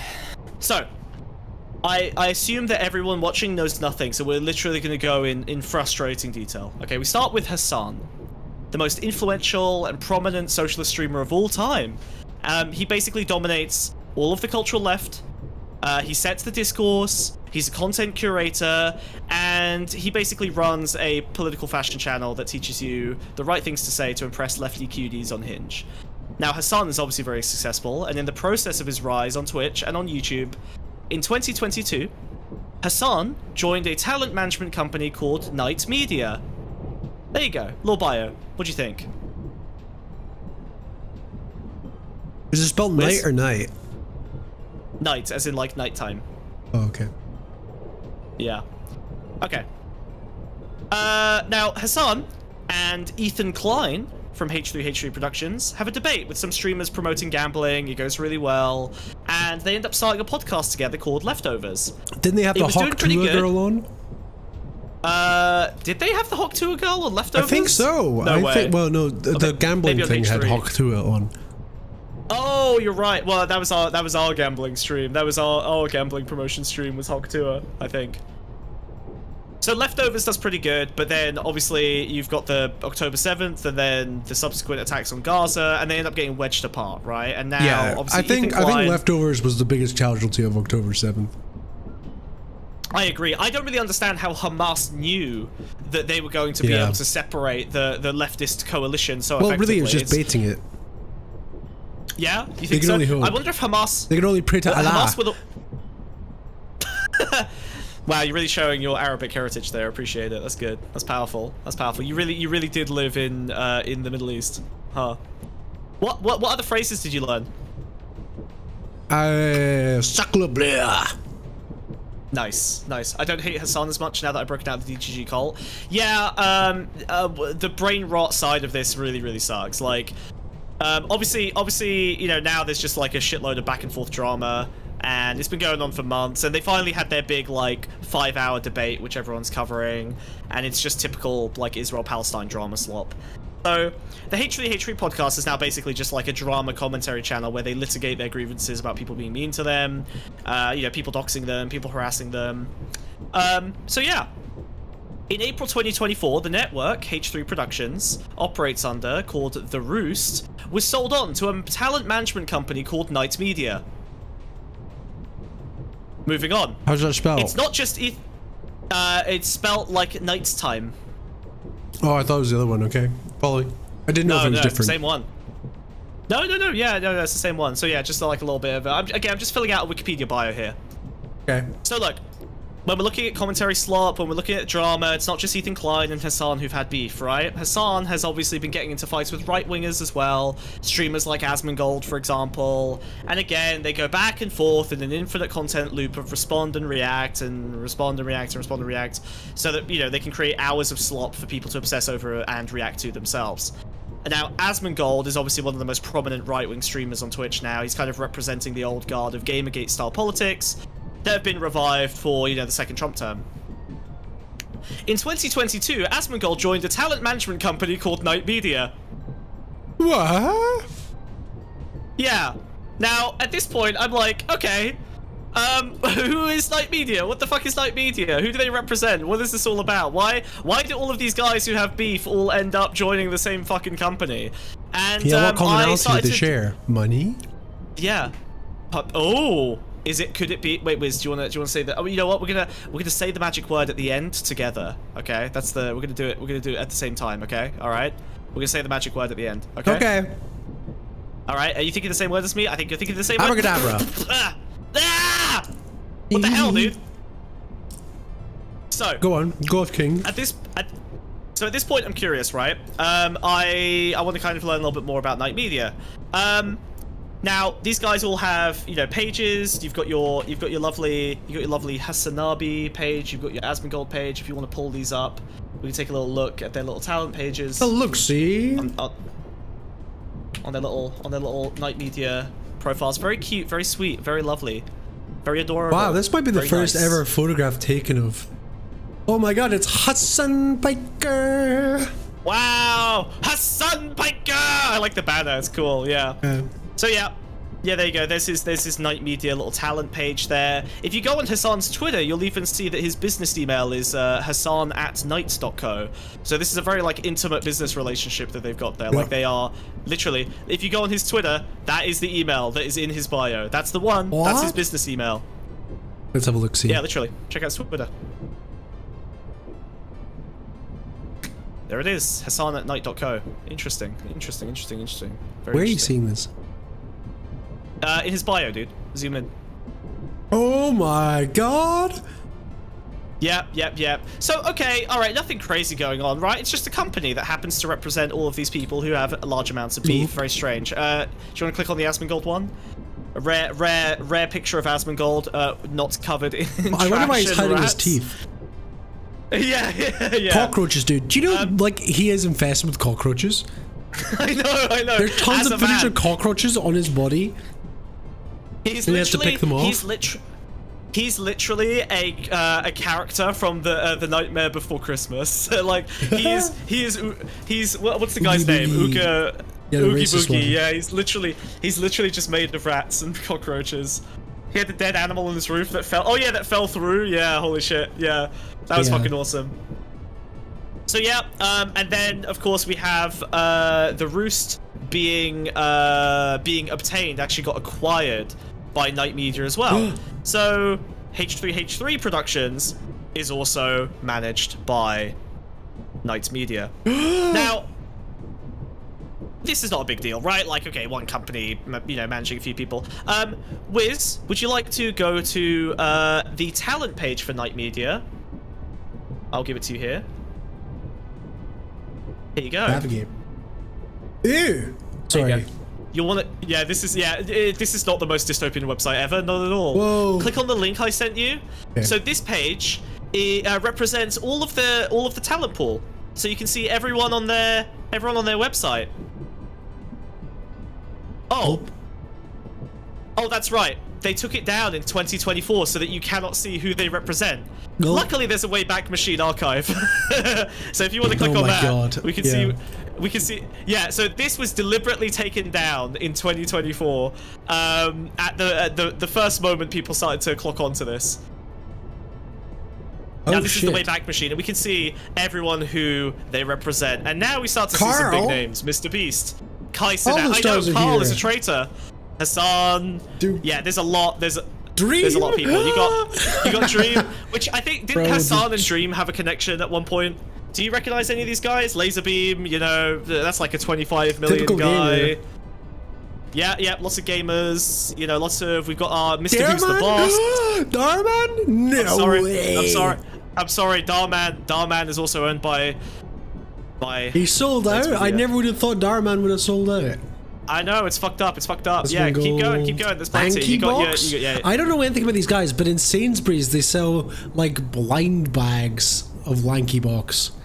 We're gonna come back to that. Okay.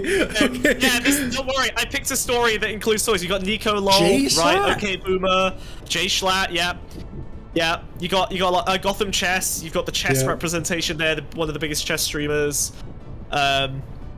Yeah, you got a lot of dudes here. There's so many people. Like, cold ones? Yeah, Max Mofo, crazy. I did a thing.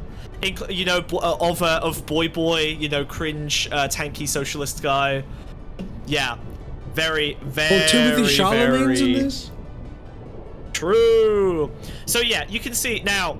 This is kind of a little freaky, right? Like, there's a lot of representation of a lot of different vectors, segmentations, kind of value sets here, and they all operate under the same management company. Yeah, I did the thing. Yeah. So I was like, okay, what the fuck is Night Media, and why does it own all of this talent? This is combined, and I'm being conservative here, 500 million subscribers worth of YouTube. Yeah. 500 million subscribers worth of YouTube. It's insane. So across all of these creators, I wanted to kind of figure out, like, what's the deal. So Night Media was started up by a man named Reed Dutcher in 2014. And this is a guy who worked in sports betting and in sports management, right? Agent, you know, being an agent for like players. And he saw the incoming creator economy, and he decided to get in on the ground floor and basically pitched becoming essentially like the kind of management brand ambassador for Dude Perfect. Remember those guys? Yeah, the Vine guys. The trick shot Vine guys, yeah. So he starts off by helping get them brand deals with his sports associations, and it worked so well that he ends up onboarding Mr. Beast a few years later when Mr. Beast just has maybe 1 million or 2 subscribers. So this is early Mr. Beast, right? He starts representing Jimmy Donaldson as well. Now, in the creator economy space, Reed Dutcher appears on podcasts and, you know, discusses his strategies pretty openly. So unfortunately, I had to go through the nightmare of listening to a bunch of incredibly boring creator economy podcasts, but a little bit like the gambling episode we did. They bury all of the industry understanding of like the corporate background in, you know, dull, boring industry conference slop, right? So it's kind of hard for a regular person to bother sitting down for fucking 5 hours of podcasts to listen to all of this. So I sat down to listen to about 10 hours of podcasts over the last couple of days that this guy was on. And he basically lays out his strategy like this. He explains Night Media as a system that has 3 legs. They started off as he calls it a 360 management department, right? And the idea is their original plan was to capture the top number 1 or 2 creators in every single vertical.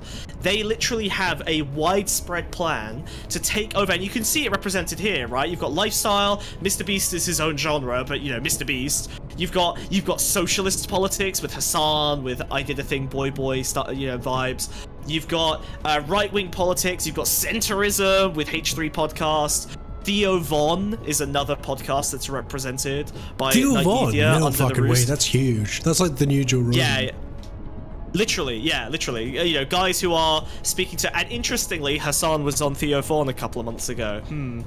So this is a very, very powerful network of people. Now, they have basically decided that they want to create a segmentation where they own each vertical. They own the most popular person in every particular space. Fucking chess, lifestyle, beauty, gaming, right wing, left wing, centrism, liberalism, whatever, right? Now, the second arm of the business, the second leg of their little stool, is they call it the venture studio, and this is basically where they build businesses for creators on the side. The most famous of which is Mr. Beast Burger. No way, Beastbox? Yep, these are the guys who built Mr. Beast Burger. I don't know how to share this other than screenshotting through. Oh, you can open these as links. So now, obviously, Mr. Beast Burger was a business. You have to open these straight away, but we'll get to these. Mr. Beast Burger was a business basically designed around a company called, I think they were called like virtual kitchens. And the idea behind it was essentially virtual dining concepts. Yeah. So nice. Now the idea behind it was that you would basically get these like existing restaurants, or sometimes even fucking like containers, like literally shipping containers under freeways on incredibly cheap plan. Well, like ghost kitchens. Ghost kitchens, exactly. And they would basically be able to provide like a branded food experience that is only via like delivery. Essentially, it is drop shipping food. Now, Mr. Beast later went on to sue the company that they ended up working with. He literally sued Mr. Beast Burger. Mr. Beast sued Mr. Beast Burger because it was so poorly represented that it damaged his brand. You want to click on some of these other images? They're kind of fucking horrific. I didn't realize you sent more. Yeah, this is an actual Mr. Beast Burger. Oh my god! That someone actually overpaid for. No way. Yeah, that is that's the chicken burger. No, yeah, so that's horrible. There's a lot of very fun social media coverage on the quality of these products. Okay, no, that's slop. Imagine turning brain rot into food. Look at that. That's raw meat, baby. That's Jesus. Just fucking raw. That's a dead cow that got pushed into a blender and then dropped onto a burger with never touched the grill. Yeah, these are terrible. Yeah. Jesus. Oh yeah, missing ingredients and stuff as well. Yeah, very cool. Yeah. So, these are the kinds of businesses that Night Media is building to help monetize and commodify the kind of brand distribution of their various creators. If you look at some of the other things that they've done, they have also, yes, they've worked with Lankybox to put together their little toys. Yeah, because they've also got Mr. Beast capsule things. They're all on the same aisle in Sainsbury's. It's like so it's got Ryan's Toys. You know Ryan's Toy Review channels? It's got that. No. Next to it is... Yep, Ryan's Toys. Next to it is the Lanky box, and then next to it is the Mr. Beast, and they're like jelly capsule things that have action figures inside them. They look like test tubes. It's funny you say Ryan's Toys, because they don't own Ryan's Toys, but I have heard Reed Dutcher say Ryan's Toys like 6 times on podcasts. It's kind of their go-to. I think it's his go-to example of successful monetization that isn't under his brand. And like all good salespeople, he doesn't refer to his own. He'll say like, people in the industry like Ryan's Toys are doing this, and so we're kind of helping other creators get to that point. So he's kind of like selling via the sort of cultural model rather than saying that he himself is, owns Ryan's Toys. So yeah. And then we have the third strand. Do you want to open up Lankybox Shop actually, just because this is a funny? We can take a look at some of the other like monetization strategies. Hasan's little fashion brand is also run by Night Media. Yeah. This is a fine shit, dude. Yep. This shit sucks. It's really bad, really low quality soft toys. Then it's like blind bags. Yep. And I'm a sucker for a blind bag, but they're just so low quality and awful. They literally look like those like boba tea plushies you buy on Amazon for like £5. Yeah, they look make like no sense. I can't imagine what their channel is. You know? It's a toy. It's a children's channel. It's literally just like unboxing little kids' toys. Ryan's Toys, I'm pretty sure, is like essentially a replacement for CBeebies. Yeah. We haven't got to the third strand. We haven't got to the third strand yet, Wiz. Okay. Do you know what the third strand of the business is? Okay, what is the third strand? The third strand is called Venture Capital Studio. No! They've received roughly $150 million from various ventures that are closely associated with Amazon and Disney. That's right, motherfuckers! Disney owns your politics content! It's over! You're done! Hasan's owned by Disney. I'm sorry. It's true. All media is controlled. It sucks ass. They invest in a bunch of shit. They'll basically invest in like side businesses, creator economy businesses. The businesses that I was able to find that they invested in are very funny. We've got a few here. We've got a lovely little one called Pear Pop. All of these are weirdly dystopian. What the fuck? Pear Pop, yeah, Pear Pop is an app. The goal of which is that you compete in bidding wars to spend time on stream with your favorite streamer. So rather than it's an auctioning system where basically you can bid to like spend time with people. It's like Farg streaming Cameo. Yeah, basically, yeah. It's a bidding war for a cameo, essentially. Brands can use it as well, but yeah, look at this shit. Look at the fucking representation of brands here. So this is basically a Rakuten is the biggest access fucking to reward 50 million structure. creators worldwide. Yeah, so, well, that's because this is an application. It's like, these guys don't own creators, but you know what they do?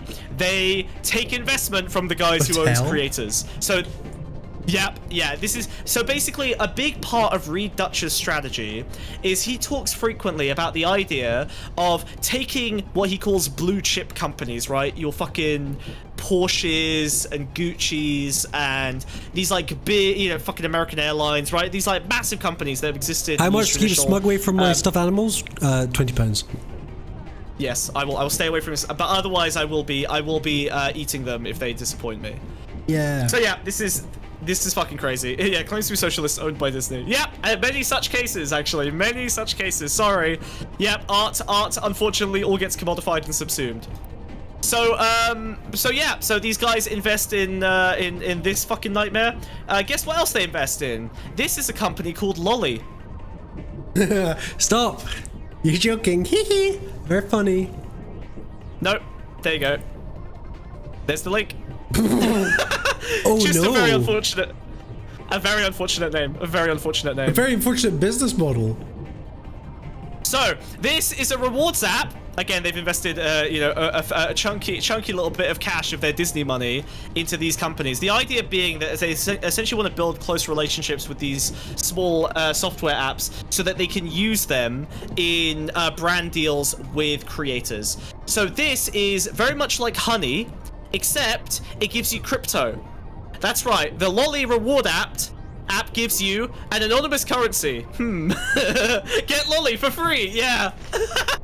So this is basically like add a cashback Lolly to your favorite scheme. browser in seconds. Yeah, that's so funny. That's fucking awesome, dude. I can't believe it's just so funny. Now, Lolly on Amazon? Do you want to know what the creator of Lolly said is the reason he picked this name? Okay. He remembered how great it felt as a child to get lollipops. Yeah. Yeah. That's still good.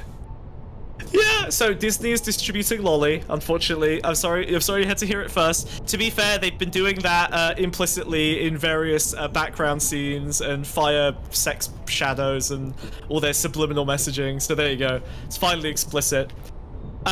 So yeah, very happy to have come across that. And then you also have, this one's interesting, particularly given a couple of stories that we've looked at recently. This shop is called Italic. Now, Italic is a place where you can buy direct from the manufacturers of large luxury brands. So in other words, rather than buy Gucci, you buy from the factories that produce Gucci for much less money. So you get the same goods without necessarily like the brand premium. Get it straight from China without a tariff. Yes, exactly. Remember the fucking TikToks? Those guys advertising those like direct service, like fashion brands? this is basically a like legitimized form of that business model of directly sending you to the Chinese factories to buy directly. Oh, that does sound good. Oscar, no, this wasn't an ad, you idiot. Oh my god, he's lost it already. Read Jesus the prices, Christ, Oscar, bro. and understand Fucking why it's hell. so good. They're still expensive, yeah, like it's not any different. But yeah, so that you can easily imagine your favorite creator saying, check out The crypto better be called Lollycoin? Lollycoin! No, stop. Yeah, Lollycoin. Lollycoin. Stop. So yeah, these are the kinds of businesses that Night Media invest in. Oh shit, my mouse died. Hold on 1 second. How can your mouse die? That's not something that's possible. No, my pet mouse just died. I have a little app on my watch that measures his heart rate, and it's just gone to 0. I was worried for a second. I think he's been eating. Wait, the spell. What the fuck are you... was that a tail? Was that a tail? Spit him out! Spit him out! Stop. Spit him out! Spit him out! What? Stop bothering him. They spit it out! You're gonna get mange. Stop bothering him. You're gonna get mange. Oh my god. Paying for the privilege to eat my mouse is not a thing. What money am I going to buy it with? I'm just saying it's marginally better than buying the same Chinese slot from design. Whatever, man. No, this was not an ad. The mainstream rebellious music business was subverted by corporate interests pretty quickly. Same with internet creation, I guess.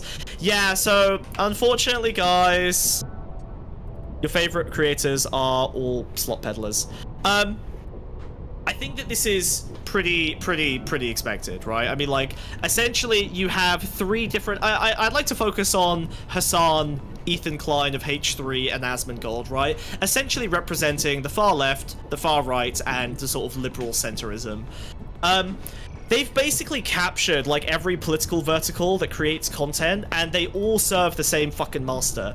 Now, these management companies don't even need to, you know, tell them what messaging to do, right? I'm not saying that Hasan's messaging is influenced, although, interestingly, Reed Dutcher has discussed working with creators, and one thing he definitely does do is he advises them on which pieces of content to do or not do that might be controversial. He talks about a few Mr. Beast videos that he thought could potentially have caused problems. One was a video on... This is fucking crazy, by the way. You can see... Honestly, I'm gonna praise the management company for this. Mr. Beast saw probably some fucking TikToks or something about intermittent fasting being a solution to certain you know, medical issues like Crohn's and IBS. Oh God. And so Mr. Beast wanted to do a Mr. Beast challenge where he made people fast to see that if it improved their medical conditions. Yeah, and Night Media was like, you should probably not starve people for content. Yeah, well, your teenage audience, your very young, impressionable audience will love that shit, dude. Yeah, well, yeah, exactly. They will all start fucking intermittent fasting and starving themselves half to death while they're still growing. Yeah, exactly. That's literally content from, like, British fashion TV shows in the 2000s. God, yeah. You're right, you're right. Although, it's funny I say that because Mr. Beast is currently in progress filming an episode where he traps someone in a giant gym for as long as it takes them to lose, I think, 100 pounds, and the guy's been in there for 9 months.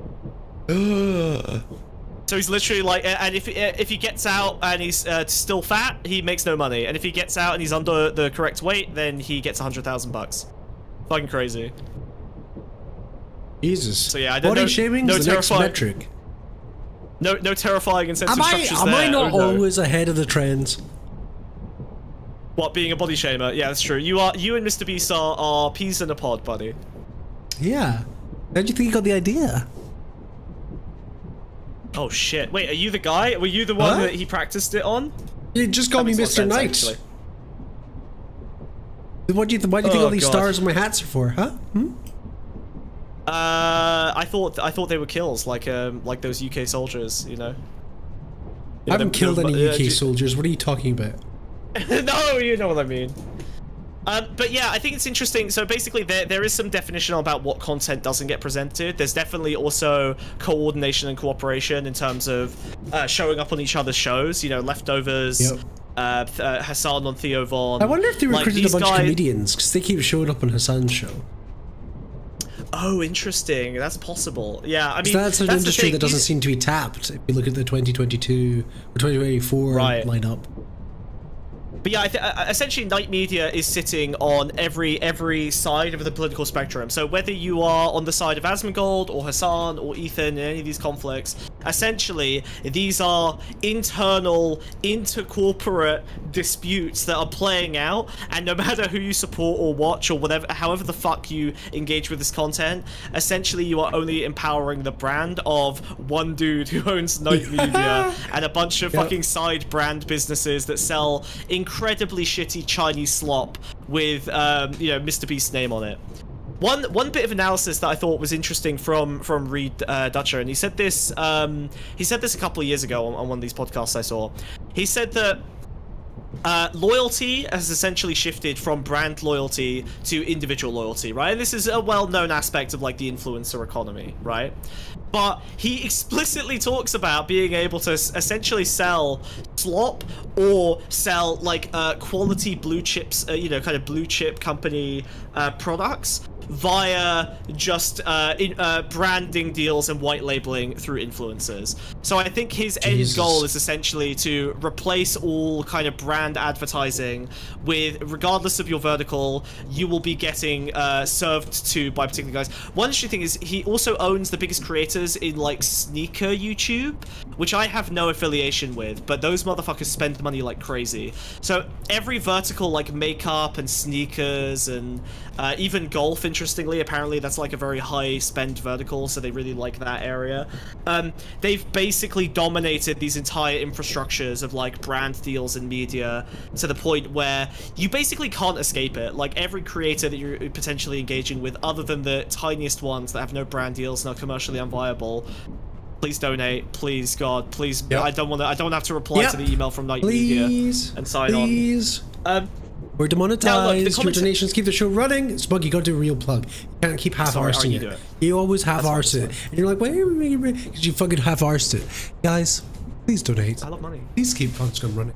We are a show powered by donations, you know? We're circling the drain here, you know? If I'm right, Smugbug's fired. And we're never getting money again. Wait, what? It's the well's dried up. There's a reason we're traveling via the subway.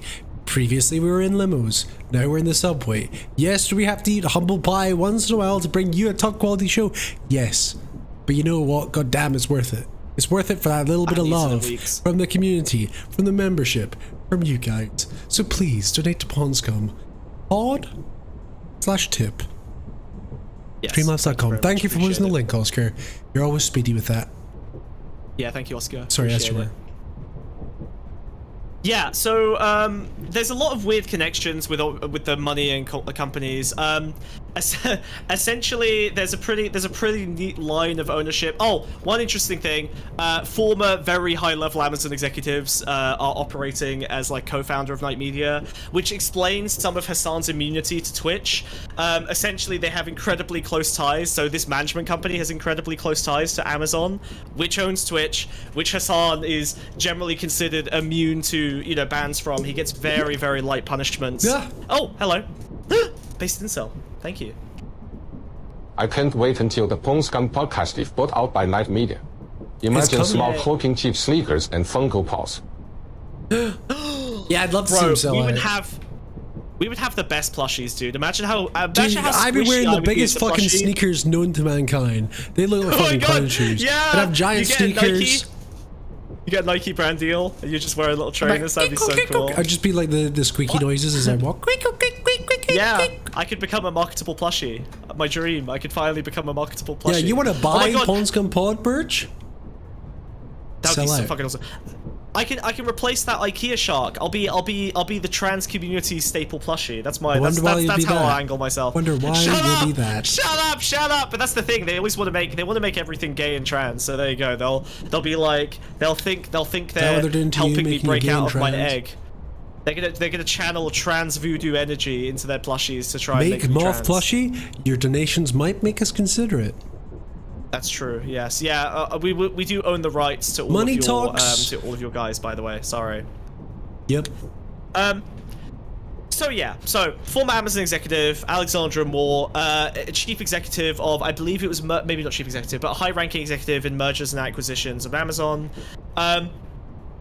the group that has invested, I think, around like $20 million into Knight Media. They have like over $150 million of investment. Is called Providence Equity Partners, and they are very closely tied to, drumroll, BlackRock. Yay! So yeah, Knight Media is heavily invested in by a equity partner of BlackRock. You do not want to be hot. Oh. What do you think? What? What do you think?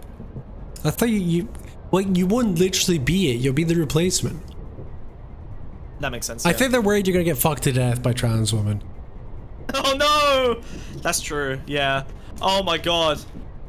Yeah, actually, I didn't really consider that. They're not fucking the sharks, are they? Are the trans girls fucking the sharks? Yeah, of course they are. No, is that a thing? They're not humping the shark. No, that's not real. Yeah, to death, I heard. No. No. Mina says, I could technically make a pond critter out of clay. I made a little frog. I made this frog. Oh no, I made this frog. I made this. That's cute. Very unpleasant. Nice shades, bro. What? But yeah, unfortunately, Jesus Christ. Stop, don't do that. I hate it when you do that. What's the matter? I hate when you do, it's basically twerking. You're just like, you're just bumping your ass out. Bumping that, bumping that, bumping that, bumping that, bumping that, bumping that, boo boo boo ba doo ba doo. Boo doo doo doo doo doo doo. Yeah? Bumping that, see, because of the, yeah. Don't get it. But yeah, basically, Knight Media owns essentially every celebrity that appeals to fucking Zoomers. And unfortunately, the media literacy of Gen Z has gone off such a fucking cliff now that we've basically reached the point where they uncritically consume the rhetoric of people who are just representations of BlackRock invested brands. So yeah, I know that it's not innovative to say that Hasan Piker as a theoretical socialist is completely captured by capital, but it is more explicit than you could have possibly fucking imagined. Yeah, it's a little bit worse if you look. The same structure that pushes and commodifies fucking the slopification of YouTube into Mr. Beast is literally managing the exact same systems of commodification as Hasan. The goals of these guys are just to generate as much noise as possible with absolutely zero systemic change. And so we come to Israel-Palestine, the defining feature of lots of noise, guys, no change. Come on. You guys know Laura was good to debate Hasan. If you want me to fill his head with this nonsense so he brings it up to Hasan, donate money or something. Incredible stuff. Is Strader Raid started streaming in opposition to us? What the fuck? Yeah, which Raider, bro? Don't worry. I'm gonna fight her, dude! I'm gonna fight her! What the hell? I would only be mad if Taftaj was also in her show. Yeah, that would be bad. That would be real bad. That'd have been crazy, man. I tried to pull together some calculations to sort of figure out, and basically I couldn't calculate it. They pull in. Is that because you're dumb or is it because it's hard? It's both. They pull in tens of billions of views every month. Like, if you just consider the sheer scale of impressions across all of these different brands, like, you can kind of realize YouTube is big, but it's not that big, particularly given the sort of, like, particularly if you isolate to the West, right? Like, if you ignore Brazil and India and these other countries that have, like, a huge representation in their own kind of, like, media systems, Western YouTube is almost entirely domain captured by Knight Media, and I couldn't really find an equivalent. Like, it really is just Knight Media, and then, like, some people are just, like, creators that are part of, I don't know, more viable projects. I would like to take this moment to appeal to the alternative structure, the alternative funding structure, the alternative system. Now, obviously, the reason that people like Hasan Piker end up moving to systems of commodification like this is because the attention economy is very, very fickle. Advertisers essentially control everything, and if you don't have a direct relationship with the advertisers, eventually you are probably going to get fucked in some way or another. So they end up working for agencies like this that have direct ties to capital, to products, and to advertisement. Now, there are alternative structures to this. There are other ways you can do this, and unfortunately they involve you spending some fucking money. One of my favorite media outlets at the moment is Dropout. I think that Dropout is a really, Dropbox, really good did you say? example. Dropout, you fucking idiot. Dropbox. Now, I'm sure some of I'm you a have heard Google of it. Drive guy. It's very soy, okay? It's very cringe, but it is ad-free. It is a little system of support. Here, I'll give you a link to it. You can consider it like a Nebula or a Netflix. And Nebula is not the worst example either. That appears to be a cooperatively owned project as well. Dropout is a home for a bunch of like cool little artistic expression things. There's a lot of Dungeons and Dragons on it. It's basically a bunch of I know, but listen to me. What it feels most similar to is probably this game sucks. I know, shut up. I don't care. The media is not important. What's important is the economic structure of the media. This is objectively popular. It's objectively very well constructed economically, and it is very well supportive of independent creators. I do not like a lot of the stuff on this because it's very positive and very, but it's broadly left wing. I will say I have seen some pieces of art on this that I really appreciated. There are some really funny, weird artistic stand-up sets, like Becoming Sarah Johansson, Scarlett Johansson. That's the Streamlab, Oscar. Good try though. Thank you. Game Changer's great. Game Changer is objectively a brilliant show Game that I love Changer very much. sucks ass. I bet you love that fucking gay guy, Brian Dibble Gilbert. I don't actually like a BJ, whatever. I like Very Important People though. That's a good show. I think Very Important People is decent. I enjoy that. I have a crush on Vic. She's very cool. Vic Michaelis, the host of Very Important People. I just saw that one with she's the very, rock. very funny. The rock ball. Maybe you've seen some of the earlier Game Changer. Game Changer is like a very weird, like, esoteric platform for different, like, forms of... Structurally, it's very strange. Like, every episode has become, like, its own big budget kind of event. I do like Game Changer a lot. I think it's brilliant. Actually fucking sucks. Bad taste. The Dungeons and Dragons stuff, I will watch when I'm depressed, or if I need to fall asleep, I'll just fall asleep to it because it's kind of boring. Yeah, Vehicular, we love it, we stand Vehicular. So anyway, the reason I bring up Dropout is because the economic model's really good. Nebula's pretty decent as well, everyone's heard of that though. But the idea behind Dropout is basically just that you can build independent systems in this collective of independent artists. But only if you're funded. And safe. Again, American... No, it's not safe. American comedy... It's definitely... safe. If you... Bro, look at the Scarlett Johansson thing, or the fucking Vanessa 3000. There's some good fucking shows in that are genuinely transgressive and artful. Like, there's some good stuff in there. It's often the stuff that's, like, outside of the main cast of people. Yeah, but you get, like, offended definitely... by things very easy, you know? I get offended? You didn't like the Roblox car crash compilations. That was really upsetting. That really viscerally upset To me, that's the funniest thing I think I've ever seen. I've been in a very bad car crash, so maybe it's genuinely traumatic in for Roblox? me to see that, but it's... Yeah. You know what? The reason I got triggered is because you showed my car crash in Roblox. I didn't appreciate that. I didn't realize I recreated you. There was you didn't like it. You recreated me in Roblox. I didn't like it. Is Adam? I really hate Dropout's I added content. 10 That's pounds, fine. chat. You don't have to like the content. This is about idiots. Listen to me. This is about the economic model. It's viable. That's just it supports capitalism, independent bro. artists. Don't support it. If you want to support something, support us on Patreon. Thanks for linking the Patreon, Oscar. Let's check see if he did it. I would much appreciate it if he still didn't link it. He's just linked. He's only linked the Streamlabs. Thanks, Oscar, for linking the Patreon. Yeah. So anyway, I love Dropout conceptually, economically. It's very good. The artists seem well supported. I've heard nothing about good things internally from the. I've heard nothing about good things from there either. I hate you. Again, we could have talked about Nebula, but that's even more lame, cringe, and gay. So the point is, there are other ways to monetize, and unfortunately, they rely quite heavily on getting away from the attention economy. You need to build... This is why we have a Patreon, and why, we would like to build a structure in the pond that is supported by your guys' funding. Like, we make zero money from ads. We're demonetized. It's because our content is, I would like to say actually transgressive, subversive. but really... We're just stupid. No, it is subversive. Drake has your confirmed... content is trans. Shut up! Jesus, your Aggressive. content's aggressive. Fuck you, yeah. So yeah, please support independent creators and artists by actually funding this segment. I promise was not meant to just be a pitch to give us money, but in the end it is basically a pitch to give us money. Please give us money.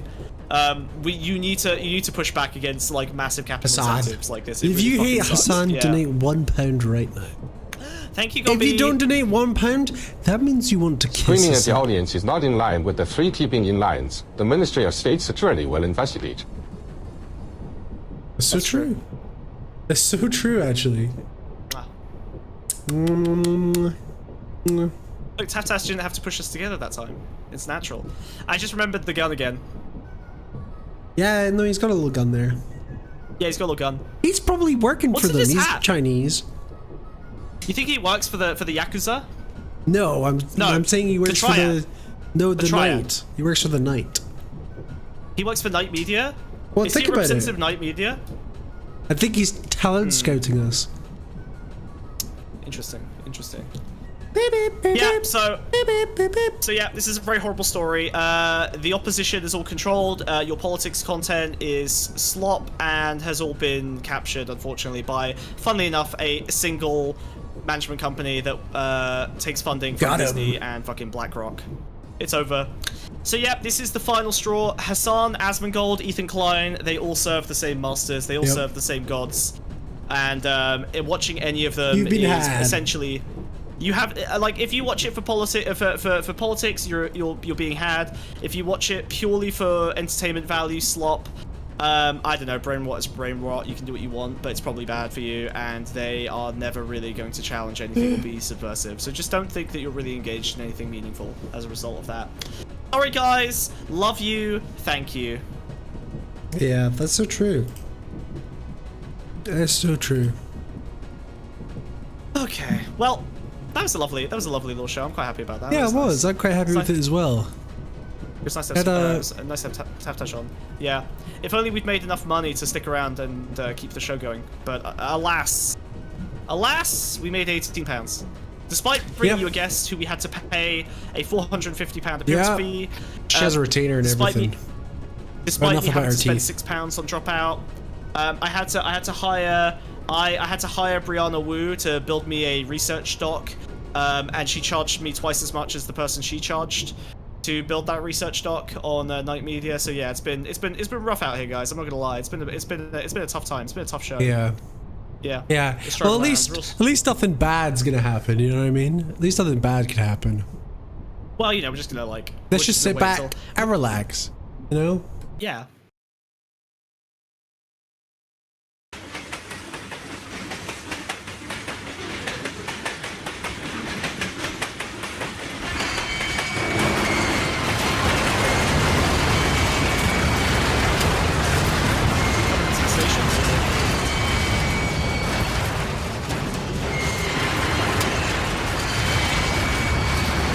Wait, that's not good. Did you hear that? That's not good. That's not meant to be like that, is it? That's just brakes, right? That's just brakes, right? Right? Dear God. Wait, Dear God. hold me! Oh, Hold Jesus Christ! I think... Hold me! Oh my God!